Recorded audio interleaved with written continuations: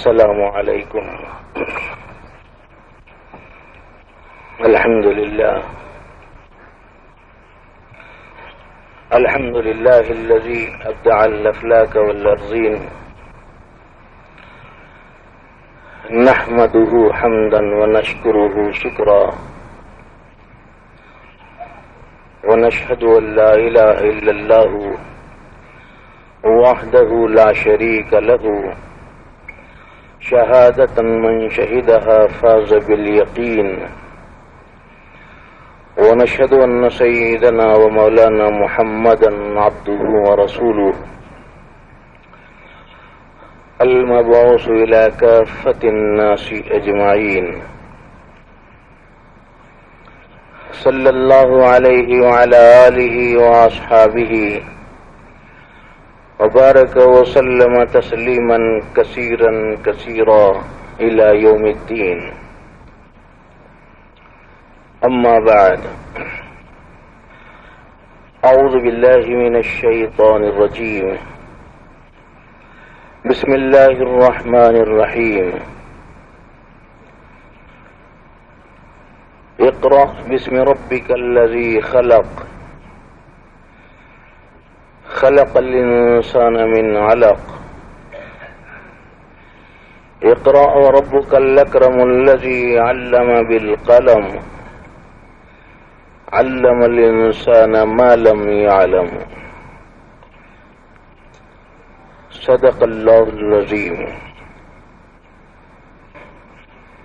قال رسول الله صلى الله عليه وسلم: ويل لمن لا يعلم، أو كما قال عليه السلام. محترم بزرگوں اور عزیز ساتھیوں، بہت دیر سے آپ حضرات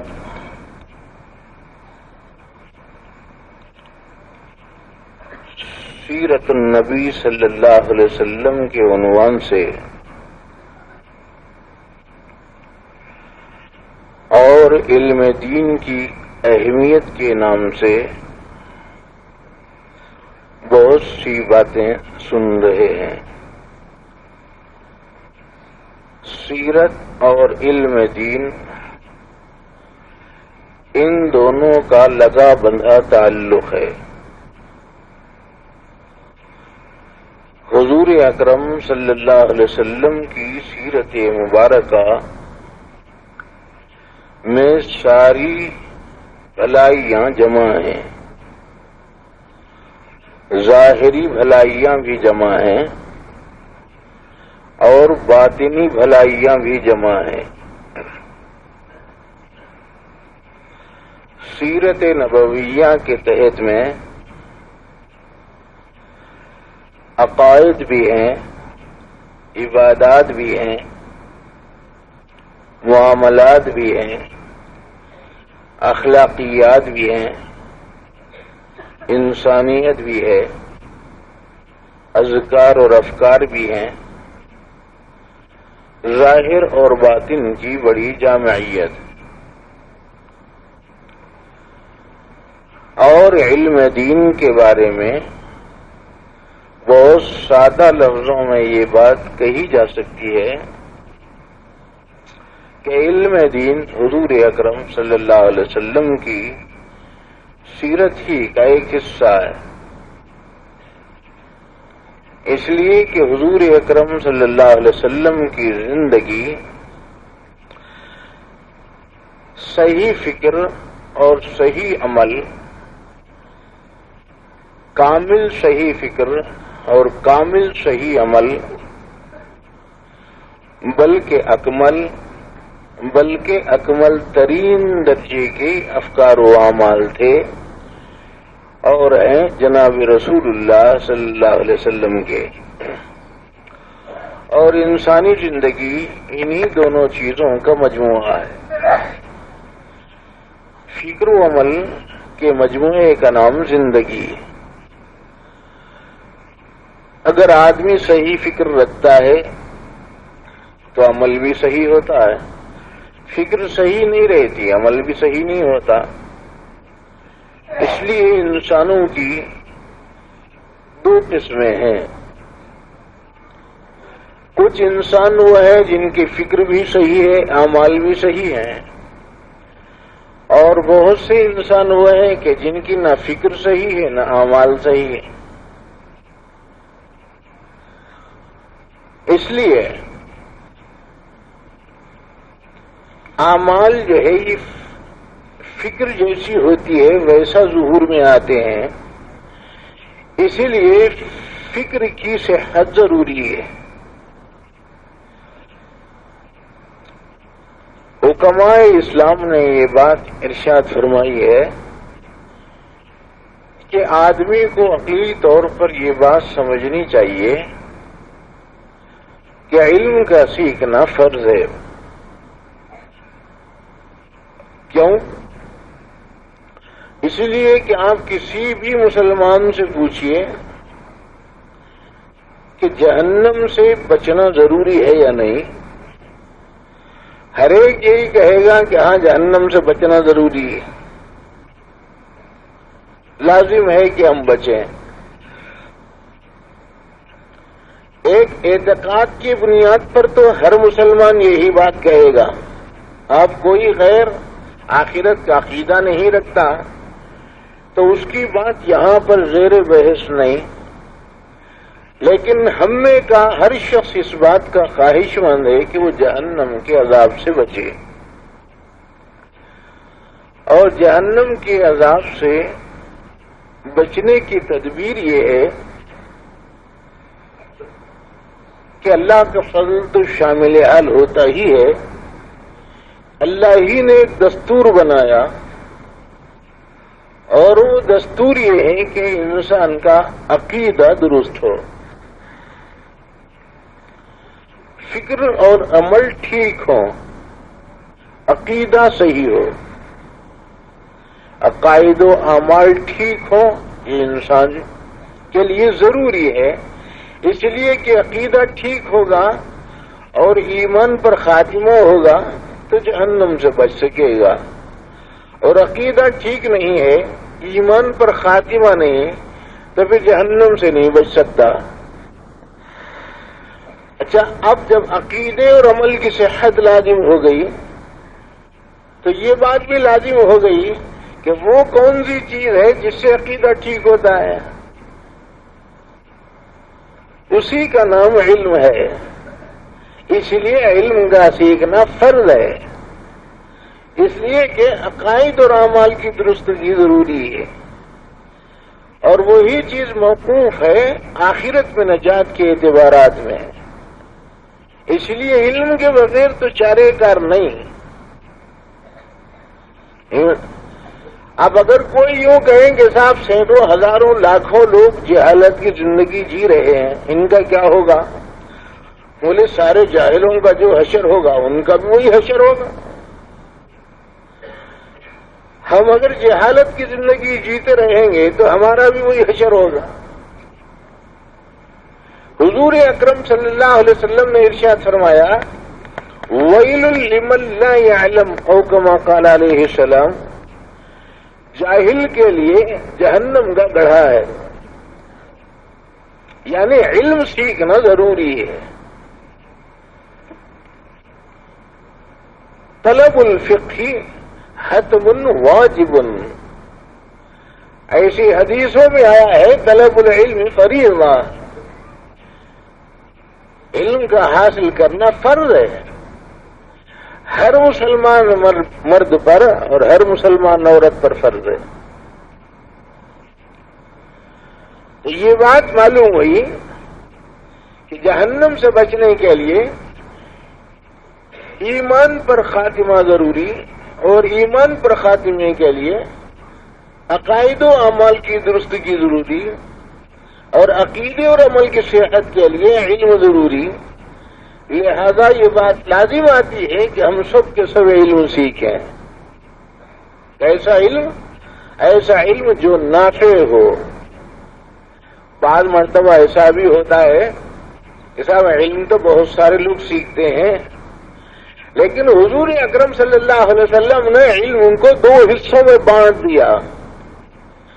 ایک وہ علم جو نفع پہنچانے والا ہے اور دوسرا وہ علم جو نفع بخش نہیں ہے. ایک طرف حضور صلی اللہ علیہ وسلم اللہ تعالی سے علم نافع مانگتے تھے، اللہم انا نسألک علما نافعا.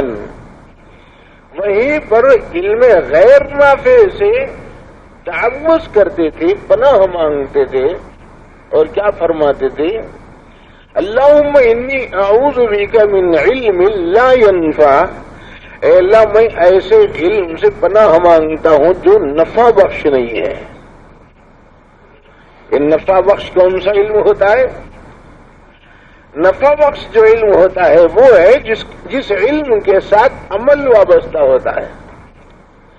اگر علم کے ساتھ عمل نہیں ملتا تو اس کو علم نہیں بولتے، اس کو جہالت بولتے. اگر علم سے عمل ہم آہنگ نہیں ہوتا، وابستہ نہیں ہوتا، تو اس کو علم نہیں کہتے، اس کو جہالت کہتے. مثال سے آپ حضرات کو بات سمجھ میں آئے گی. ماحول نیا نہیں، حضرت کی نسبت پر آپ حضرات جڑے ہوئے اور ایک علم کی نسبت پر، سیرت کی نسبت پر، اس لیے مثالیں بہت سی آپ لوگ سنتے رہتے ہیں.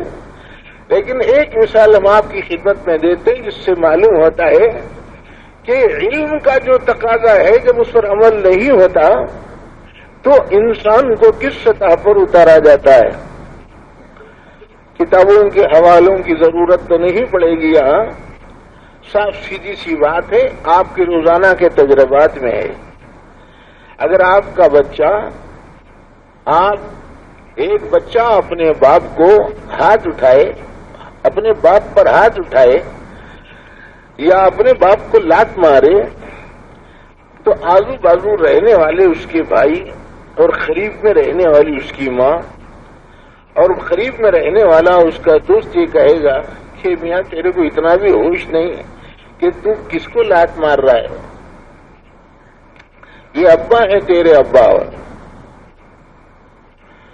تو وہ یہ بچہ یہ کہتا ہے کہ مجھے معلوم ہے، 15 سال سے معلوم ہے مجھے یہ ابا ہے. پھر اس کے بعد ایک اور لات مارا اپنے باپ کو تو اور ایک تیسرا آدمی جو بازو ٹھہرا ہوا رہتا ہے وہ کہتا ہے کہ بیوقوف جاہل کہیں گے تو جانتا ہی نہیں بات کیا چیز ہوتی ہے، تجھے معلوم ہی نہیں کہ بات کیا ہے. تو اب آپ سارے لوگ یہ کہیں گے صاحب ایسا کیسا نہیں معلوم، اس کو تو معلوم ہے، ان 15 سال سے جانتا ہے وہ اس کا باپ ہے. لیکن سارے لوگ یہ کہیں گے کہ نہیں ملتا، بالکل جاہل ہے، باپ کو جانتا ہی نہیں وہ کیا چیز ہوتی ہے باپ ہونا. تو باپ کا باپ ہونا ہے تو اس علم کے ظاہری اعتبار میں تو واقف کار ہے، لیکن اس کی وہ واقفیت جہالت کے درجے میں اتار دیتی ہے. اور ہر عامی سے عامی آدمی اس بات کا فیصلہ سنانے پہ مجبور ہوتا ہے کہ یہ شخص اپنے باپ سے جاہل آدمی ہے، یہ بچہ اپنے باپ سے واقف نہیں، جاہل بچہ ہے. تو معلوم کیا ہوا؟ علم جو تھا باپ کے باپ ہونے کا، جب اس کے تقاضے یعنی مثلا ادب کی بات ہے، رعایت کی بات ہے، حدود کی بات ہے، آداب کی بات ہے، حقوق کی بات ہے، حفاظتوں کی بات ہے، احکام کی رعایتوں کی بات ہے، جب اس کا لحاظ نہیں کیا جاتا تو اس کو کیا کرتے ہیں؟ ایک درجہ اتار دیتے ہیں، بولتے تو جانتا نہیں بیوقوف ہے وہ. تو کیا ہوا؟ جانتے بوجھتے جاہل ہوا نہیں ہوا؟ ایسے ہی ہم لوگوں کا حال ہے، جانتے بوجھتے جاہلوں کا جب میں غفیر ہو جاتا ہے دنیا میں. جانتے ہیں کہ ایک چیز ہے اور اس کے تقاضے کو پورا نہیں کرتے تو جہالت کے درجے میں اتار دیتی ہے دنیا. کسی کو کچھ کہنے کی ضرورت نہیں ہے، دنیا خود کہہ دیتی ہے کہ وہ بالکل جاہل آدمی ہے. ایک بچے کو آپ نے یہ بات کہی، آپ نے آگ کا تعارف کرا دیا، ابھی جس کا شعور ابھی آغاز کار میں ہے، آپ نے سمجھایا دیکھو بچے یہ انگار ہے انگار اور یہ آگ ہے آگ میں دیکھو. اور وہ بچہ پوچھا تو کیا مطلب ہوتا ہے اس آگ کے ہونے کا؟ تو باپ یہ کہتا ہے کہ دیکھو بیٹے یہ جو ہے نا آگ ہے، اگر آپ اس سے نہیں بچے اور اس کو تم نے اپنے ہاتھ میں لیا تو وہ آگ آپ کو جلا دے گی، آپ کا ہاتھ جل جائے گا۔ تو آگ کے ہونے کا تقاضا یہ ہے کہ آگ سے بچا جائے۔ اگر اس کہنے کے باوجود اور اس بچے کو آگ کا علم ہونے کے باوجود اگر پھر وہ بچہ آگ کے ڈلے کو اپنے ہاتھ میں پکڑنے لگے تو ہاتھ تو جل جائے گا۔ اب وہ جب ہاتھ جھلسا کیا، اب سارے لوگ کہہ رہے ہیں کہ کیوں میاں تم کو معلوم نہیں تھا؟ وہ تو نہیں معلوم تھا۔ بولے پھر کہا تم نے تو آگ اپنے ہاتھ میں لے لیا، جاہل کہیں گے تم جانتے ہی نہیں آگ کیا چیز ہوتی ہے۔ تو علم ہے آگ کا، لیکن تقاضے پر عمل نہیں کرنے کی وجہ سے اس علم کو ہٹا دیا جاتا ہے اور اس کو جہالت کے خانے میں چھوڑ دیا جاتا ہے۔ ہاں، اور آج ہم لوگوں کا حل ایسے ہی ہے، کسی کو کلمے کا علم ہے مگر تقاضا پورا نہیں کرتا، کسی کو نماز کا علم ہے مگر تقاضا پورا نہیں کرتا، کسی کو زکوٰۃ کا علم ہے مگر تقاضے پورے نہیں کرتے، کسی کو حج کا علم ہے مگر تقاضے پورے نہیں کرتے، کسی کو ماں باپ کا علم ہے مگر تقاضے پورے نہیں کرتے، کسی کو ماتحت ہونے کا علم ہے مگر اس کے تقاضے پورے نہیں کرتے، اور کسی کے پاس غلام رہتے ہیں اس کے حقوق پورے نہیں کیے جاتے، بیوی بچوں کے حقوق پورے نہیں ہوتے، تو نتیجہ کیا ہوتا ہے؟ علم کے تقاضوں پر جب عمل نہیں ہوتا تو انسان جہالت کے مرتبے پر اتار دیا جاتا ہے۔ اسی لیے حضور اکرم صلی اللہ علیہ وسلم نے ایسے علم سے پناہ مانگی جو نفع بخش نہیں ہے۔ تو بھائی علم کیسا سیکھنا جس کے ساتھ عمل وابستہ ہو، اور اس کے لیے کیا علم ہی سیکھنا ہوگا، اس پہلے مرحلے میں تو علم ہی سیکھنا ہوگا، اور ہم بہت معمولی چیز سمجھتے ہیں علم کے سیکھنے کو، حالانکہ حضور اکرم صلی اللہ علیہ وسلم نے ایک بات ارشاد فرمائی، من حفظ فی امتی 40 حدیثا فی امر دینہا، فرمایا حضور اکرم صلی اللہ علیہ وسلم نے کہ جو کوئی شخص میری بتلائی گئی باتوں میں سے 40 باتوں کو یاد کر لے گا، 40 حدیثوں کو یاد کر لے گا جو امر دین سے متعلق ہیں، دینی علوم سے متعلق ہیں، اللہ تعالیٰ کیا کرتے؟ بعثہ اللہ فقیہا، اللہ تعالیٰ اس کو حشر کے میدان میں عالم اور فقیہ بنا کر اٹھائیں گے۔ ہے کہ 40 باتیں ہیں، ہم لوگ کیا سمجھ ملتا 40 حدیثیں یاد دلانا کیا مشکل ہے؟ بہت آسان ہے بھائی، بات دیکھنے میں تو معمولی ہے، آپ یاد کر کے دیکھو 40 حدیثیں، پھر معلوم ہوتا ہے کہ بات معمولی ہے کیا غیر معمولی۔ جب آپ یاد کرنا شروع ہوں گے جب معلوم ہوگا کہ معمولی حدیث معمولی بات ہے یا غیر معمولی بات ہے۔ بچے کا ذہن صاف ہے، صاف سلیٹ کی طرح ہے، اسی لیے والد صاحب رحمۃ اللہ علیہ فرماتے تھے کہ اگر دل جو ہے نا سلیٹ کی طرح صاف رہا تو اس کے اوپر بہت آسانی کے ساتھ لکھے جانے کی شکلیں پیدا ہو سکتی ہیں۔ فرماتے تھے کہ وہ شخص اپنے مرشد کے پاس فیض اٹھا سکتا ہے، یا کوئی انسان کسی مرشد کامل کے پاس فیضان اس وقت لے سکتا ہے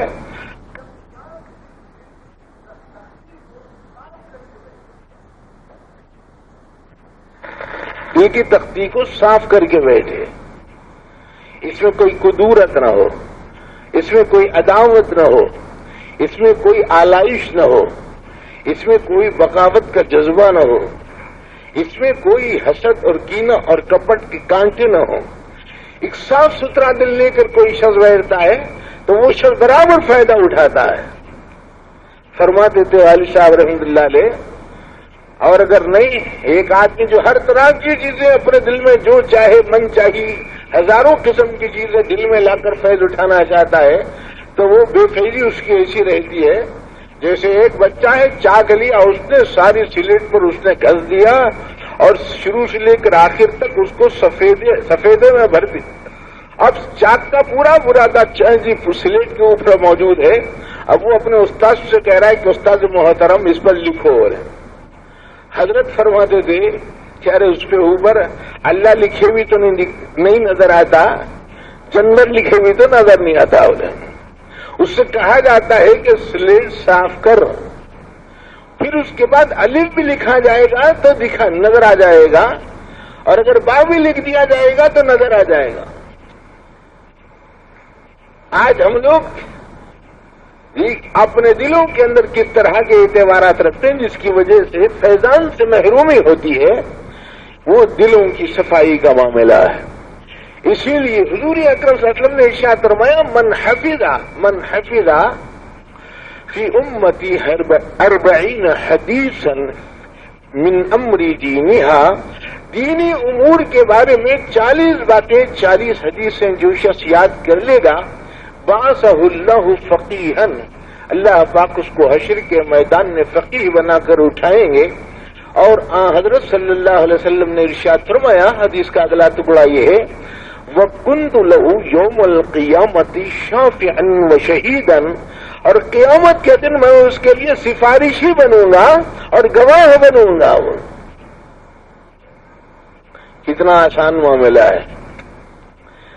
تو آپ جو لوگ 40 باتیں یاد دلاتے ہیں وہ بھی مبارکباد. جو لوگ ان احادیث کے یاد دلانے کا ذریعہ بنتے ہیں، وقت لگانے کے اعتبار سے، مال لگانے کے اعتبار سے، محنت کرنے کے اعتبار سے، تعاون عمل کرنے کے اعتبار سے، فکری اعتبار سے، عملی ہم آہنگی کے لحاظ سے، موافقت خیر، کار خیر کے لحاظ سے، اللہ تعالیٰ ان سب کو اس ثواب میں مشترک کر دیتے ہیں، سب کو وہ ثواب اور بدل عطا فرماتے ہیں.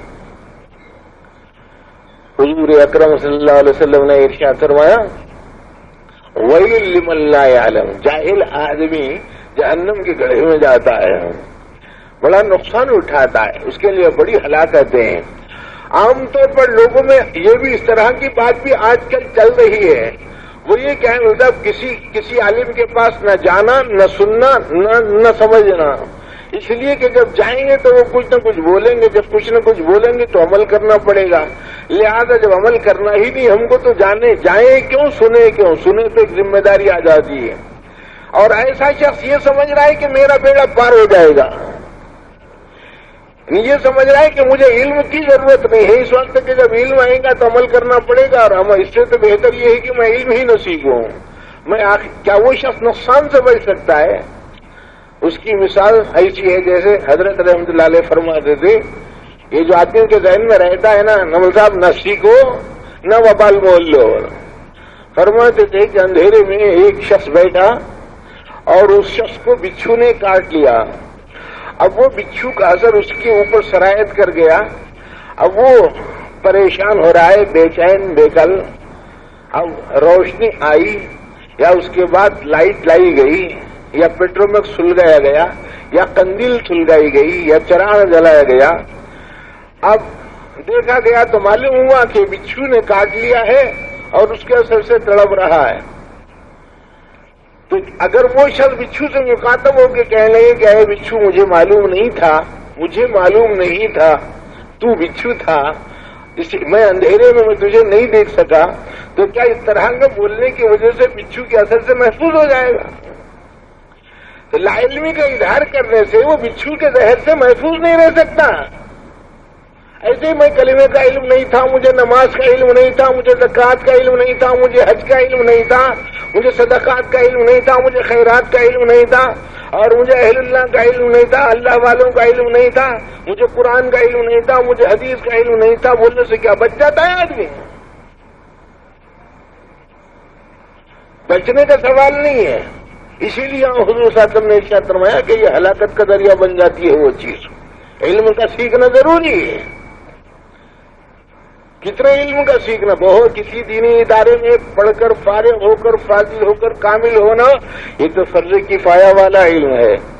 لیکن زندگی کے جس شعبے میں ہم زندگی بسر کر رہے ہیں اس میں جائز کیا ہے، ناجائز کیا ہے، عقیدہ کیا ہے، عمل کیا ہے، فرض کیا ہے، واجب کیا ہے، علت کیا ہے، حرمت کیا ہے، جائز اور ناجائز، جواز اور عدم جواز کو سمجھنا یہ تو فرائض اور واجبات میں سے، اس کے بغیر چارے کار کہاں. باقی یہ جو دنیاوی علوم ہے ملزم، یہ سائنس ہے، یہ جغرافیہ ہے اور یہ تاریخ ہے اور یہ جو ہے نا اور یہ مختلف قسم کے علوم ہیں، یہ منطق ہے، یہ فلسفہ ہے، اور یہ علم بیان ہے، علم بدیع ہے، اور علم بلاغت ہے، اور یہ دنیاوی علوم ہے، حساب ہے، کتاب ہے، یہ ہے اور یہ ہے، یہ سب کیا ہے؟ حضرت ارشاد فرماتے تھے، حکماء اسلام نے بھی اپنی اپنی کتابوں میں لکھا ہے کہ جن علوم کو ہم سیکھنا چاہ رہے ہیں، مثلا سائنس والا علم، جغرافیہ والا علم، یا اسی طریقے سے حساب والا علم، یا دنیا کے اور علوم اور فنون جس کو ہم مدارس میں سیکھتے ہیں، اگر وہ علوم قرآن و حدیث کے علم کے سیکھنے میں تعاون کرتے ہیں تب تو مفید ہے، اور اگر تعاون نہیں کرتے تو مضر ہے۔ ساتھ دیتے ہیں تو ثواب میں شریک، اور اگر ساتھ نہیں دیتے تو پھر عذاب میں شریک۔ اس کی مثال بالکل ایسی ہے جیسے ایک شخص نے کھانا پکایا، کسی امیر آدمی نے کسی طباخ سے، کسی مطبخ میں پکانے والے باورچی سے کہا کہ دیکھو تمہیں اتنے لوگوں کا کھانا پکانا ہے۔ اب اس نے ایک لسٹ تیار کروا دی، یہ چاول اتنے اور تیل اتنا اور پیاز اتنی اور فلاں چیز اتنی، فلاں چیز اتنی، اور اسی فہرست کے اندر لکھ دیا کہ بھائی لکڑی 1 کنٹل۔ اب اگر کوئی آدمی پوری لسٹ کے پڑھنے کے بعد لکڑیوں والی بات آ جائے اور اس کو وہ دیکھ کر یوں کہے کہ کیوں صاحب آپ لکڑی بھی کھاتے ہیں کیا؟ تو کیا کہتے ہیں کہ وہ لکڑی کھاتے نہیں ہیں لیکن حساب میں شریک کرتے ہیں، اس لیے کہ کھانا پکانے میں لکڑی معاون ہوتی ہے۔ ایسے ہی قرآن اور حدیث کے اندر اگر معاون بنتے ہیں یہ علوم، سائنس اور جغرافیہ اور تاریخ کریے اور وہ، تب تو وہ ہوں گے مفید۔ اور اگر ایسا نہیں ہے، بالفرض خدا نہ خواستہ کسی نے نہ تاریخ سیکھی، نہ جغرافیہ سیکھی، نہ سائنس سیکھی، اور نہ فلسفہ سیکھا، نہ یہ اور نہ وہ، دنیاوی علوم میں سے کچھ بھی حاصل نہیں کیا، اور ایمان کی حالت پر مر گیا، تو خدا پاک کی قسم وہ تو کامیاب ہو گیا۔ اور اگر ایک آدمی بڑی سے بڑی ڈگری حاصل کر لیا لیکن قرآن و حدیث کا یا عقیدہ صحیحہ کا یا عمل صالح کا علم اس کے پاس نہیں ہے، تو خدا کی قسم اس کا تو بیڑا غرق ہو گیا۔ اگر اس کی وفات اور اس کی موت بے ایمانی کی حالت پر ہو گئی تو کتنا بڑا ہوا تو کیا ہوا؟ تو ایک بات تو علم والی بات ہے، آج ہم لوگوں میں کہاں وہ علم کے وہ جذبات، وہ سیکھنا، وہ سکھانا، وہ پڑھنا، وہ پڑھانا۔ یہ امام بخاری رحمت اللہ علیہ کے استاد جب درس دیا کرتے تھے تو سامنے 1 لاکھ طلبہ رہتے تھے۔ حضرت عاصم رحمت اللہ علیہ جب درس حدیث دیتے تھے تو ایک لاکھ افراد موجود رہتے تھے، اپنے قلم سے لکھا ہے۔ اور بڑے علم و تحقیق کے حاملین میں سے ایک مرتبہ انہوں نے یہ بات کہی کہ پورے عالم کی تاریخ لکھنے کا ارادہ ہے، اور میرے اصحاب تم بتاؤ یہ بات کتنی بھلی ہوگی یا بری ہوگی؟ تو لوگ کہنے لگے کہ اس سے بڑی اور کیا بات ہوگی کہ پورے عالم کی، پوری دنیا کی تاریخ آپ لکھ دیں۔ لیکن صاحب آپ یہ بات بتائیے کہ آپ جو لکھیں گے وہ آخر کب شروع کریں گے، کب ختم کریں گے؟ ہم لوگوں کی تو زندگیاں ختم ہو جائیں گی، کب شروع کریں گے، کب ختم کریں گے؟ اچھا خیر ٹھیک ہے، کون پڑھے گا کون نہیں پڑھے گا اس سے بحث نہیں، کم سے کم آپ یہ بتائیے صاحب کہ اندازہ کتنا ہے کہ وہ کتنے اوراق پر آئے گی؟ تو ابن جریر رحمت اللہ علیہ نے کہا کہ کم سے کم اندازہ یہ ہے کہ 30,000 ورق پر ہوگی، 30,000 ورق پر ہوگی، اوراق پر۔ تو لوگوں نے کہا کہ اتنے اوراق جب آپ تاریخ کے لکھنے پر، عالمی تاریخ کے لکھنے پر صرف کر دیں گے تو ہم لوگ کب لکھیں گے، کون پڑھے گا، کب پڑھے گا، کتنا، اور ایسا اور ایسا۔ جب لوگوں کی زبان میں ذرا سا منفی جذبات کار فرما ہوئے تو آپ نے افسوس کا اظہار کیا اور کہا کہ افسوس ان کو جگاؤ، لوگوں کی ہمتیں کمزور ہو گئی ہیں، آج لوگوں کی ہمتیں کمزور ہو گئی ہیں۔ اچھا ایسا کرتا ہوں کہ اس کو کم سے کم اوراق پر لکھتا ہوں.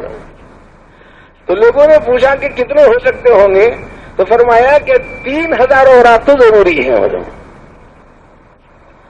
آج ہم لوگ ایک صفحہ لکھنے کے لیے حیران پریشان سرگردان رہتے ہیں.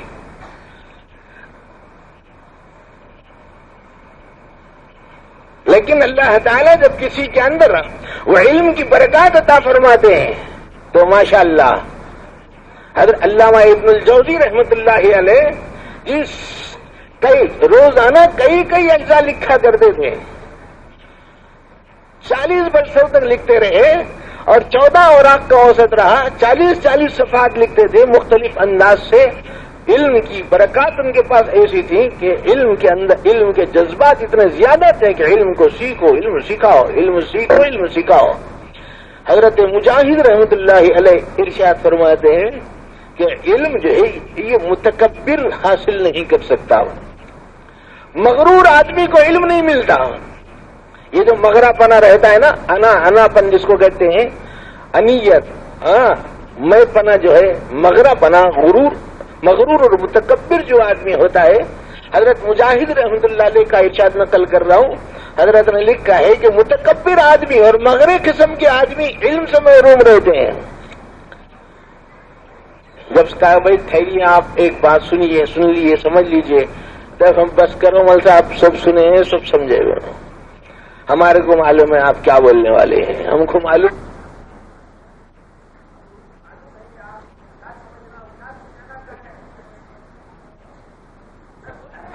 کو سمجھنے کو تیار. حضرت یحییٰ ابن کثیر رحمت اللہ علیہ نے یہ بات لکھی ہے کہ علم تن پروری سے حاصل نہیں ہو سکتا. بس خوب کھانے میں مصروف، پینے میں مصروف، پہننے میں مصروف اور کام کا بس اسی طرح کے جسمانی ورزشوں کے اعتبارات میں مصروف، اور پھر یہ بھی سمجھے کہ میں علم کو حاصل کروں گا، تو علم تن پروری کے ساتھ نہیں ملا کرتا ہوں. یہ ارشاد حضرت یحییٰ ابن کثیر رحمت اللہ علیہ کا. حضرت علامہ الامام الشافعی رحمت اللہ علیہ ارشاد فرماتے ہیں کہ جو استاذ کا ادب نہیں کرتا وہ بھی علم سے محروم ہوتا ہے. اس حضرت پیران پیر محبوب سبحانی شیخ عبد القادر جیلانی رحمت اللہ علیہ ارشاد فرماتے ہیں کہ فرائض کے قلعے کی حفاظت واجبات کا قلعہ کرتا ہے، اور واجبات کے قلعے کی حفاظت سنن کا قلعہ کرتا ہے.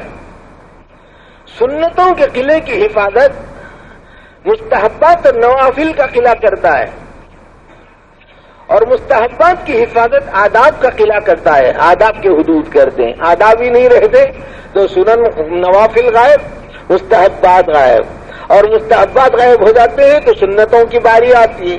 جب سنتیں بھی مٹ جاتی ہیں تو واجبات چھوٹ جاتے ہیں، جب واجبات بھی چھوٹ جاتے ہیں تو فرائض بھی غائب ہو جاتے ہیں، اور نتیجتاً آدمی حرام کاریوں میں مبتلا ہو جاتا ہے. ہاں، ادب کرنا ضروری ہے. اس لیے آداب، با ادب با نصیب، بے ادب بے نصیب. حضرت فرماتے ہیں ادب سے ہی انسان ہے، ادب جو نہ سیکھی وہ حیوان ہے. آپ نے اور کتابوں میں پڑھا ہو. حضرت فرماتے ہیں انسانیت کو چھوڑ کے انسان ہوا تو کیا، ہندو ہوا تو کیا، وہ مسلمان ہوا تو کیا. انسانیت اور آداب ضروری ہے. باطن نگر خراب ہو، دنیا شراب ہے، ظاہر تیرا مثال گلستان ہوا تو کیا ہو. آداب ہونا ضروری. حضرت حکیم الاسلام الاستاذ قاری محمد طیب صاحب رحمۃ اللہ علیہ اپنے مواعظ اور خطبات میں ایک خصوصی بات لکھے ہیں. اس کو ایک اجمالی ایک سطر، دو سطر کی شکل میں عرض کرتا ہوں. حضرت نے ارشاد فرمایا کہ دیکھو، لوگ سمجھتے ہیں کہ عام طور پر معاشرہ اور ماحول بے ادبی کا ہے، تو فرمایا کہ دیکھو، جب کسی چیز کے ساتھ اللہ کی نسبت لگتی ہے تو ادب واجب ہو جاتا ہے. جیسے مثال کے طور پر سب سے پہلی بات تو یہ ہے کہ خود ذات اللہ کی ذات ہے. ظاہر ہے کہ سب سے زیادہ عظمت اسی کی، سب سے زیادہ محبت اسی سے، اور سب سے زیادہ لگاؤ اسی سے، اور سب سے زیادہ اطاعت اسی کی اور سب سے زیادہ جی وفاداری اسی سے، سارے اعتبارات اس کے ساتھ ہیں، تو ادب کریں گے نہیں اس ذات کا؟ یقیناً کریں گے، اللہ کا تو ادب کرنا ہی ہوگا جس کو قرآن مجید تقویٰ کے لفظوں سے تعبیر کرتا ہے، ادب کریں گے۔ اچھا، اس اللہ کے ساتھ جس کسی چیز کی نسبت لگے گی اس کا بھی ادب کرنا واجب ہے۔ جیسے دیکھیے بیت اللہ، اللہ کا گھر، کیوں بھیا بیت اللہ کا ادب کرتے نہیں کرتے؟ یہ سچی کو اٹھاؤ، بیت اللہ، اللہ کا گھر، بیت کے معنی گھر کے آتے ہیں، لیکن جب اللہ کے لفظ کے ساتھ اور ذات الہی کے ساتھ جب اس بیت کی نسبت لگ گئی تو اللہ کے گھر کی تعظیم واجب ہے نہیں ہے ضروری؟ کچھ اختلافی مسئلہ ہے کیا اس میں؟ نہیں ہے۔ اچھا، کلام اللہ ہے نا، تو کلام اللہ اس کی تعظیم بھی لازم ہے، اس لیے کہ اس کلام کے اللہ کے ساتھ نسبت ہے۔ بات سمجھ میں آ رہی ہوگی؟ اچھا دیکھو، حضرت حکیم الاسلام رحمۃ اللہ علیہ نے یہ بات تک ارشاد فرمائی، دیکھو وہ کلام جس جلد میں، جس ورق میں ہے اس ورق کا بھی ادب واجب ہے، اور وہ ورق جس دفتی میں ہے اس دفتی کا بھی ادب ضروری ہے، اور وہ مقوے اور رکھتے اور وہ کتاب کا وہ حجم جس جزدان میں ہے اس جزدان کا بھی ادب لازم ہے۔ تو اگر خدا نہ خواستہ، ہزار بار خدا نہ خواستہ، اگر قرآن مجید کے کچھ جزدان اگر سیڑھیوں کے پاس پڑے ہوئے رہے، آپ کا دل مسلتا ہے نہیں مسلتا؟ بولے اللہ کے کلام جس چیز کے اندر رکھا جاتا ہے کتاب الہی، یہ جزدان یہاں پر آیا کیسا؟ دیکھو جھٹ سے اسے اٹھاؤ، اس کو دھو، پاکیزہ صاف ستھرا کرو، یہ قرآن مجید اس میں رکھا جاتا ہے، حالانکہ وہ کپڑا ہوتا ہے، لیکن چونکہ قرآن مجید کے ساتھ ایک نسبت لگی ہوئی ہے تو اس کا ادب ضروری ہو جاتا ہے، ہوتا ہے نا بھائی؟ اچھا، جب یہ بات ہے کہ جب جزدان کا ادب ضروری، مقوے کا ادب ضروری، ورق کا ادب ضروری، بیت اللہ کا ادب ضروری، کلام اللہ کا ادب ضروری، تو پھر کیا خیال ہے اہل اللہ کے بارے میں؟ بھائی جن انسانوں کی نسبت اللہ کے ساتھ ہے، جن اللہ والوں کی نسبت، ان کے بارے میں بے ادبی کا کیا تصور ہے؟ کہ ایک جزدان سے بھی کئی گزری حیثیت ہے کسی شخص کی۔ ارے قرآن مجید جس بکسے میں رہتا ہے اس کا بھی ادب کرنا ضروری ہوتا ہے۔ تو بھائی اگر یہ کلام الہی اگر کسی سینے میں محفوظ ہے تو ماشاءاللہ اس کا ادب کرنا چاہیے۔ باقی یہ ہے کہ اس کے کچھ مثبت پہلو بھی ہیں، کچھ منفی پہلو بھی ہیں، آدمی کو ہر طرح کا لحاظ رکھنا چاہیے، یا یہ کہ علم صحیح اور علم کامل موجود رہنا چاہیے۔ مثلا ایک روایت ہے، حضور اکرم صلی اللہ علیہ وسلم نے ارشاد فرمایا، ان اشد الناس عذابا یوم القیامۃ ناسون بالقرآن، سب سے زیادہ سخت عذاب اس شخص کو ہوگا قیامت میں جو شخص قرآن پڑھ کر پھر بھول جائے۔ لیکن وہی جہاں پر ایک وعید اور تحدید کے اعتبارات ہیں غفلتوں کی وجہ سے، وہاں بشارتوں کا ایک سلسلہ ہے بہت لمبا۔ اشارات تو دے دیے گئے ہیں سابقہ تقاریر کے اندر، ایک دو ارشادات خصوصی آپ کی خدمت میں عرض کر دیتے ہیں۔ حضور اکرم صلی اللہ علیہ وسلم نے ارشاد فرمایا، من قرأ القرآن وعمل بما فيه البس والدہ تاجا یوم القیامہ ضوءہ احسن من ضوء الشمس۔ جو کوئی شخص قرآن مجید کو پڑھے اور اس پر عمل کرے، اس کی امی اور ابا کو ایسا تاج پہنایا جائے گا جس کی روشنی سورج سے زیادہ چمکدار ہوگی۔ حدیثوں میں آیا ہے، اہل تفسیر اور علماء حدیث نے یہ بات بتائی ہے، حدیث کے الفاظ میں اس طرح ہے، فی بیوتکم الدنیا، وہ سورج نہیں جو 9,36,00,000 میل دور ہے اور جس کو آپ محسوس کر رہے ہیں اس کی روشنی، یہ سمجھو کہ وہ سورج تمہارے گھر کے اندر سے اور کسی گوشے سے نکل رہا ہے۔ پھر ارشاد فرمایا حضور اکرم صلی اللہ علیہ وسلم نے، فما ظنکم بالذی عمل بہذا، جب یہ حافظ کی امی اور ابا کو یہ چیز مل رہی ہے، عالم بالقرآن اور عامل بالقرآن کے امی اور ابا کو یہ بات مل رہی ہے، تو پھر خود اس شخص کے بارے میں جزا کا کیا تصور ہے؟ کرو تو صحیح، سوچو تو صحیح، کیا خیال ہے اس شخص کے بارے میں جو خود عمل کر رہا ہے اور حافظ قرآن اور عالم بالقرآن عامل بالقرآن ہے، اس شخص کی کے لیے کیا جزا ہوگی؟ حدیث میں آیا ہے حضور اکرم صلی اللہ علیہ وسلم نے ارشاد فرمایا، کیا بات ارشاد فرمائی کہ جو کوئی شخص قرآن مجید کو پڑھے، من قرأ القرآن وعمل بما فيه فأحل حلاله وحرم حرامه، علم سیکھا، عمل کیا، حفظ کیا، تقاضے سمجھا، حلال کو حلال، حرام کو حرام سمجھا، سب سے پہلی بات تو یہ ہے غفر اللہ لہ او کما قال علیہ السلام، اللہ پاک اس شخص کو بخش دیں گے۔ اور دوسری بات کیا فرمائی؟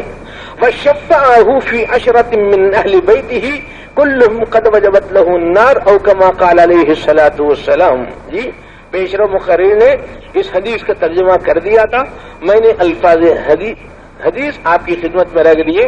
ارشاد فرمایا حضور اکرم صلی اللہ علیہ وسلم نے کہ اللہ پاک اس شخص کو اس بات کے لیے آمادہ کریں گے کہ تو سفارش کر ایسے 10 افراد کے حق میں تیرے خاندان کے کہ جن کی بدعملی کی وجہ سے جہنم واجب ہو گئی ہے، تو سفارش کر، تیری سفارش قبول کر لی جائے گی۔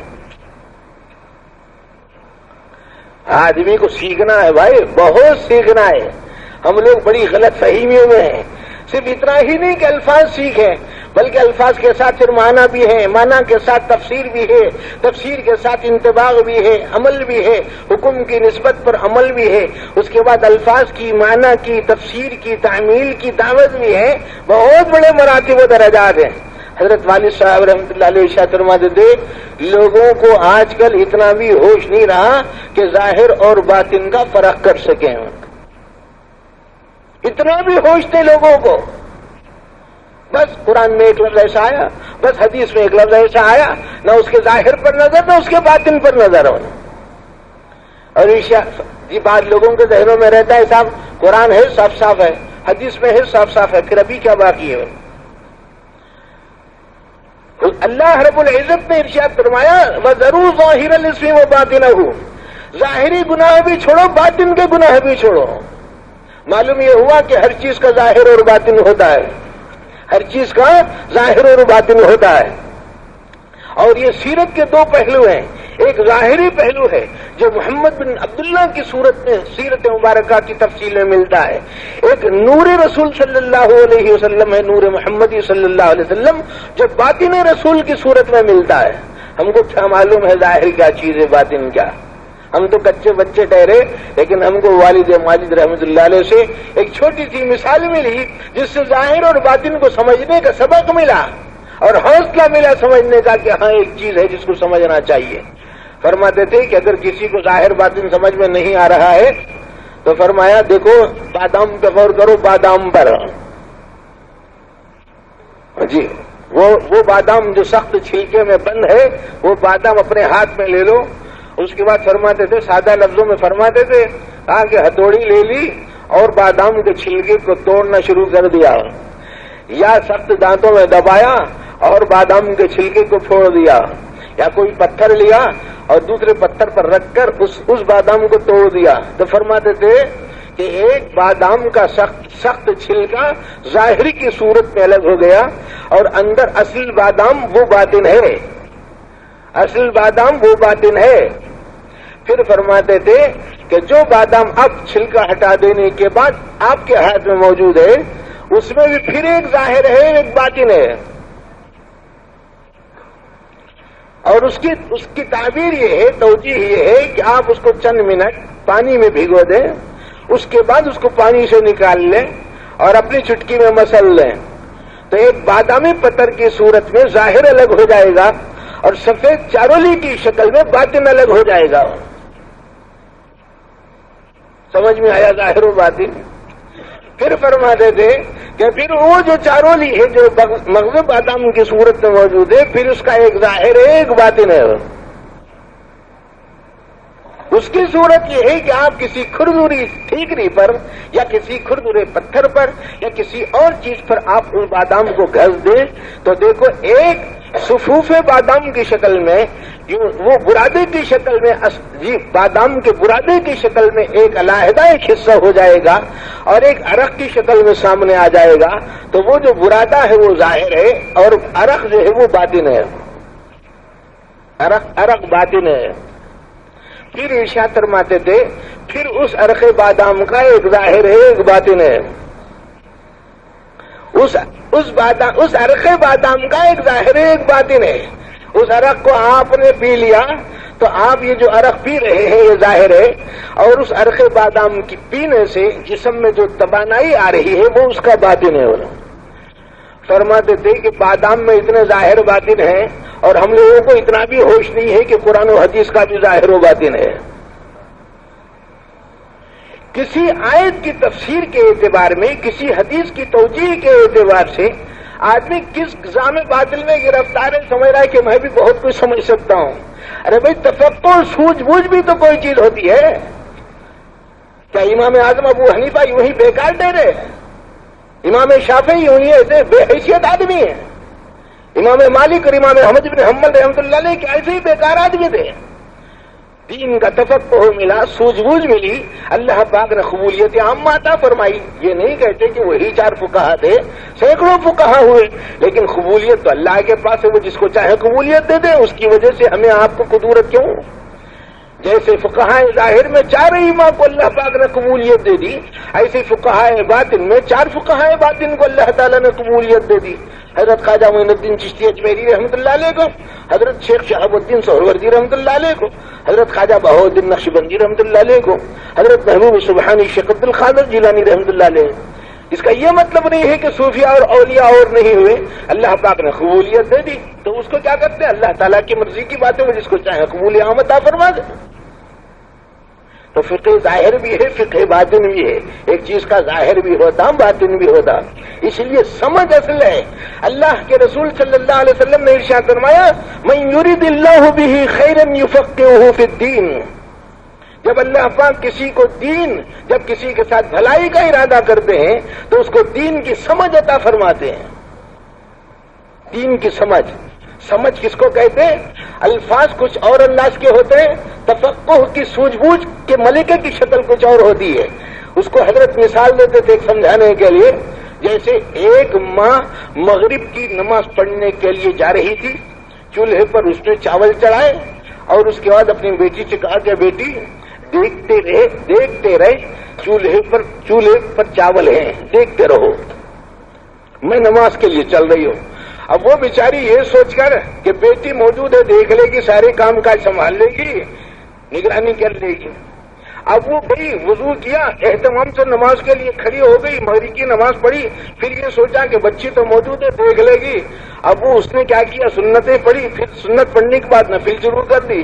جب فرض اور سنت اور نفل ساری چیزوں سے پڑھ کے آنے کے بعد جب دیکھا تو بچی جہاں ماں نے کہا تھا کہ یہاں ٹھہر کے دیکھتے رہو، ٹھہری رہی، دیکھتی رہی، لیکن صورتحال یہ ہوئی کہ وہ آگ زیادہ سے زیادہ جلی اور وہ کھانا ابل گیا اور پیچ باہر نکل زیادہ سے زیادہ جلی اور وہ کھانا ابل گیا اور پیچ باہر نکل گئی، اور اس آگ کی شدت کی وجہ سے کھانا جل گیا، اور آگ کی زیادتی کی وجہ سے کھانا جل کر داغ لگ گیا وغیرہ وغیرہ، جو بھی صورتحال کھانے کی ہو جاتی ہے وہ بری حالت ہو گئی اس کی۔ اب جب یہ نماز سے فارغ ہو کر بیٹی کے پاس آئی، چولہے کے پاس آئی، دیکھا، ارے بیٹے یہ کیا ہو گیا، بیٹے کیا اماں کیا بات ہے؟ میں تو بولی تھی نا تم کو میں نماز کو جا رہی ہوں، تم دیکھتے رہو۔ اماں آپ بولے دیکھتے رہو، میں دیکھتی رہی، اللہ کی قسم دیکھتی رہی ہوں۔ تو وہی دیکھتی رہی کا یہی مطلب ہوتا ہے کیا؟ من یرید اللہ بہ خیرا یفقہہ فی الدین۔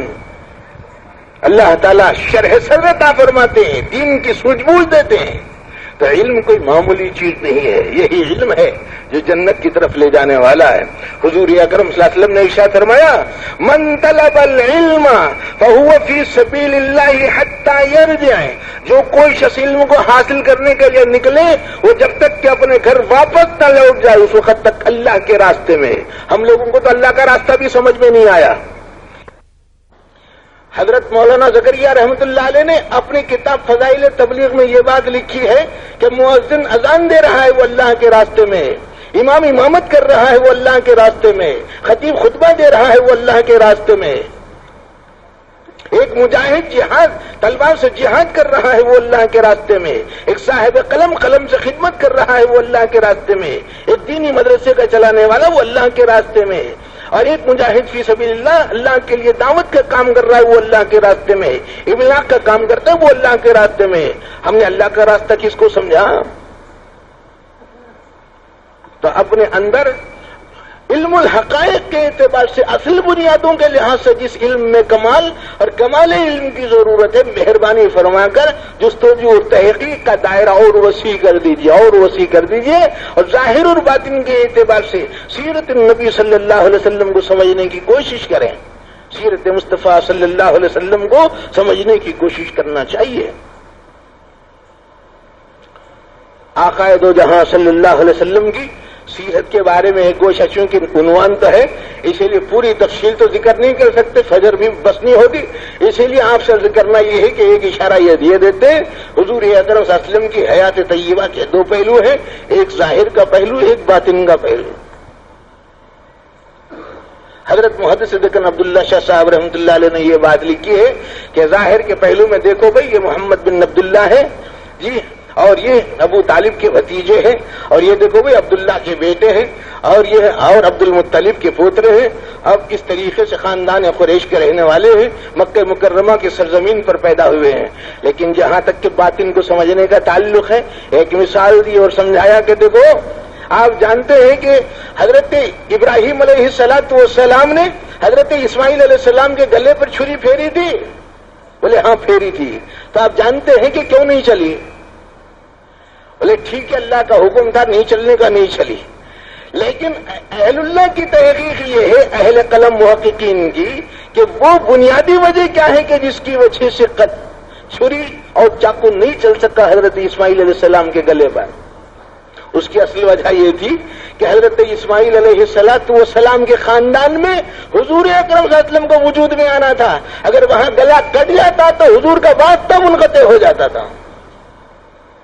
وہ باطن رسول صلی اللہ علیہ وسلم کو سمجھنے کی کوئی کوشش، کہہ کا ظاہر کہہ کا باطن۔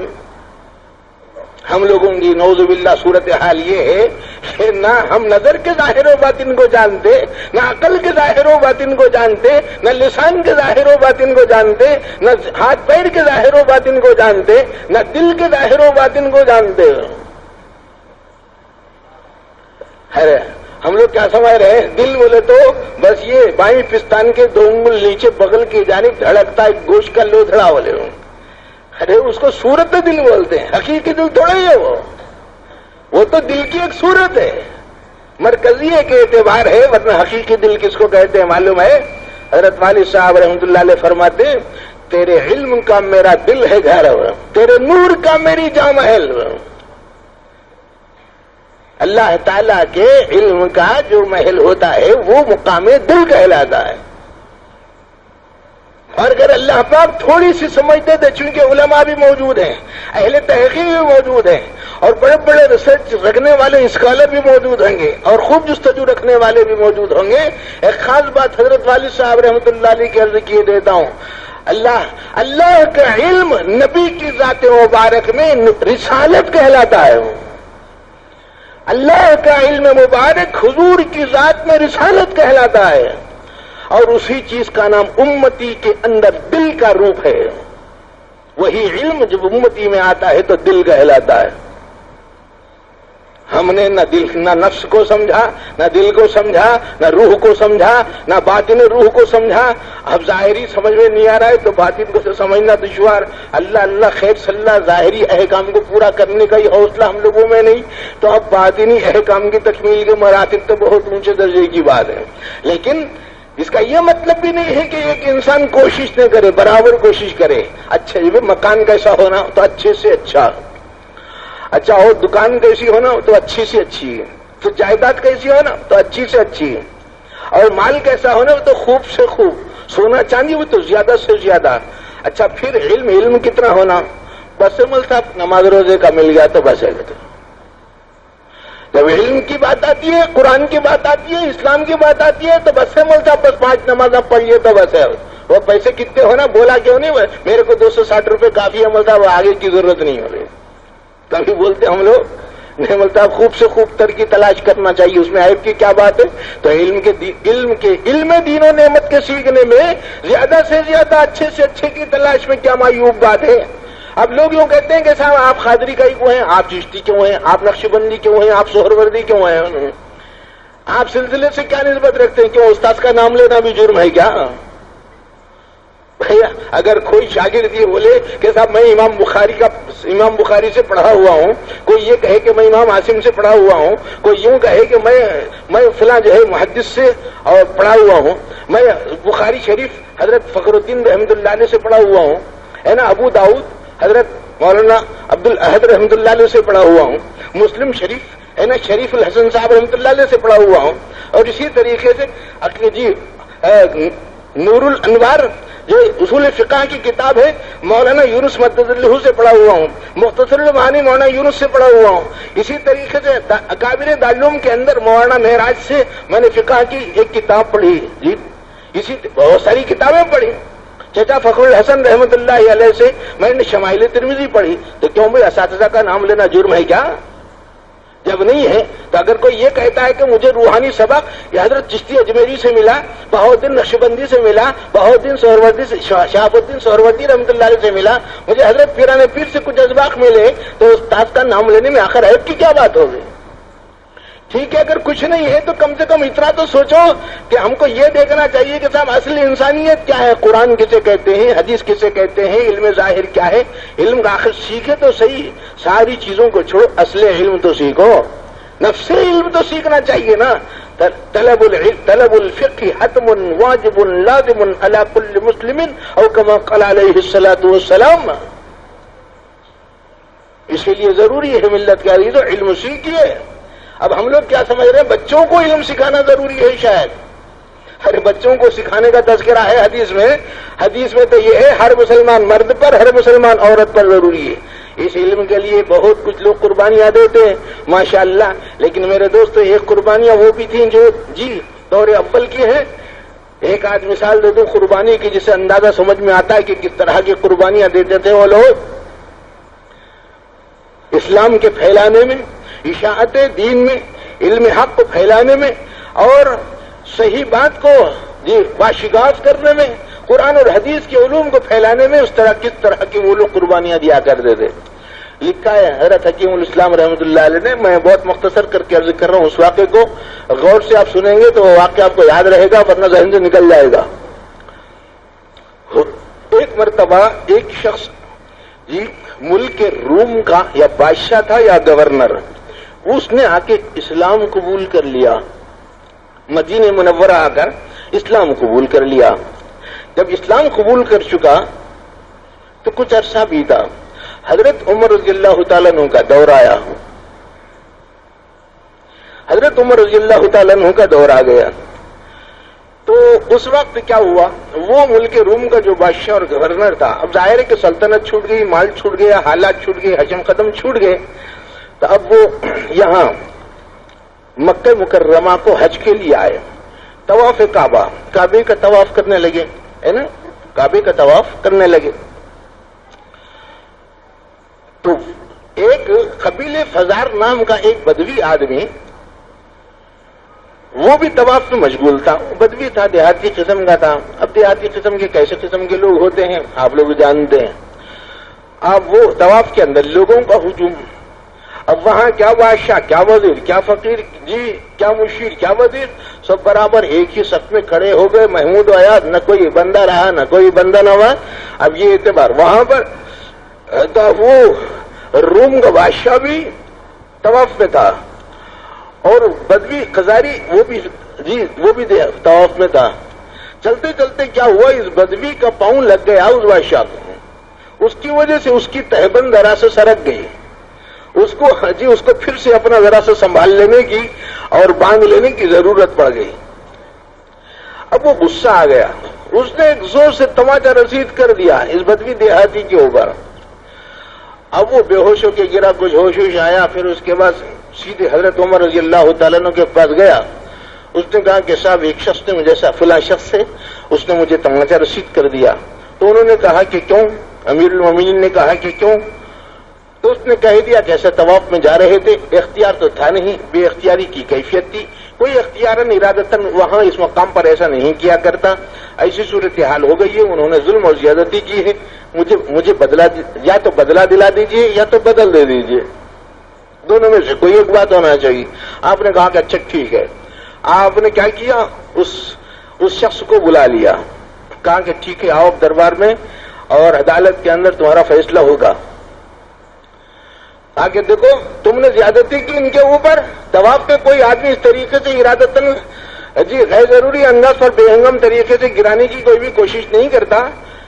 عام طور پر سادہ دل طواف کے اندر مشغول رہتے ہیں. یہ اس طرح کے بے ارادی طور پر ہو جانے والے اس عمل کی وجہ سے تم نے ایسا کیسے تماچا رسید کر دیا؟ کیا تم کو اتنی سمجھ نہیں کہ اس نے ارادتاً ایسا نہیں کیا؟ پہلے تو پوچھے کہ کیوں کیا، تو اس نے کہہ دیا کہ اس وجہ سے اس وجہ سے. تو آپ نے کہا کہ نہیں ایسا تو نہیں ہوا، وہ تو ارادتاً تو انہوں نے نہیں کیا، بے ارادے پن میں ایسا ہو گیا، ایک تمہاری طرف سے ظلم ہو گیا اور زیادتی ہو گئی، یا تو بدلہ دے دو یا تو بدل دے دو.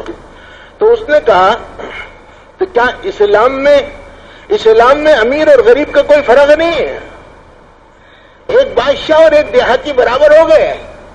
تو آپ نے کہا کہ ہاں اسلام میں بے اعتبار قضا، بے اعتبار فیصلہ، بے اعتبار عدل اور انصاف امیر اور غریب میں کوئی فرق نہیں، برابر انصاف کرتا ہے.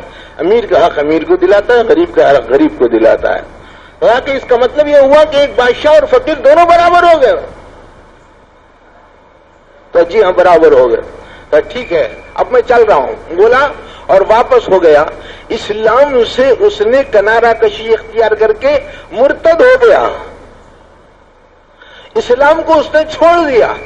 جب چھوڑ دیا اپنے ملک گیا تو سارے یہودیوں نے استقبال کیا، اس کو ویلکم کیا، بادشاہت لوٹا دی، اس کی گورنری لوٹا دی، اس کا مال لوٹا دیا، اس کی جائیدادیں لوٹا دی، جو اس کی چیزیں تھی اس کو مل گئے.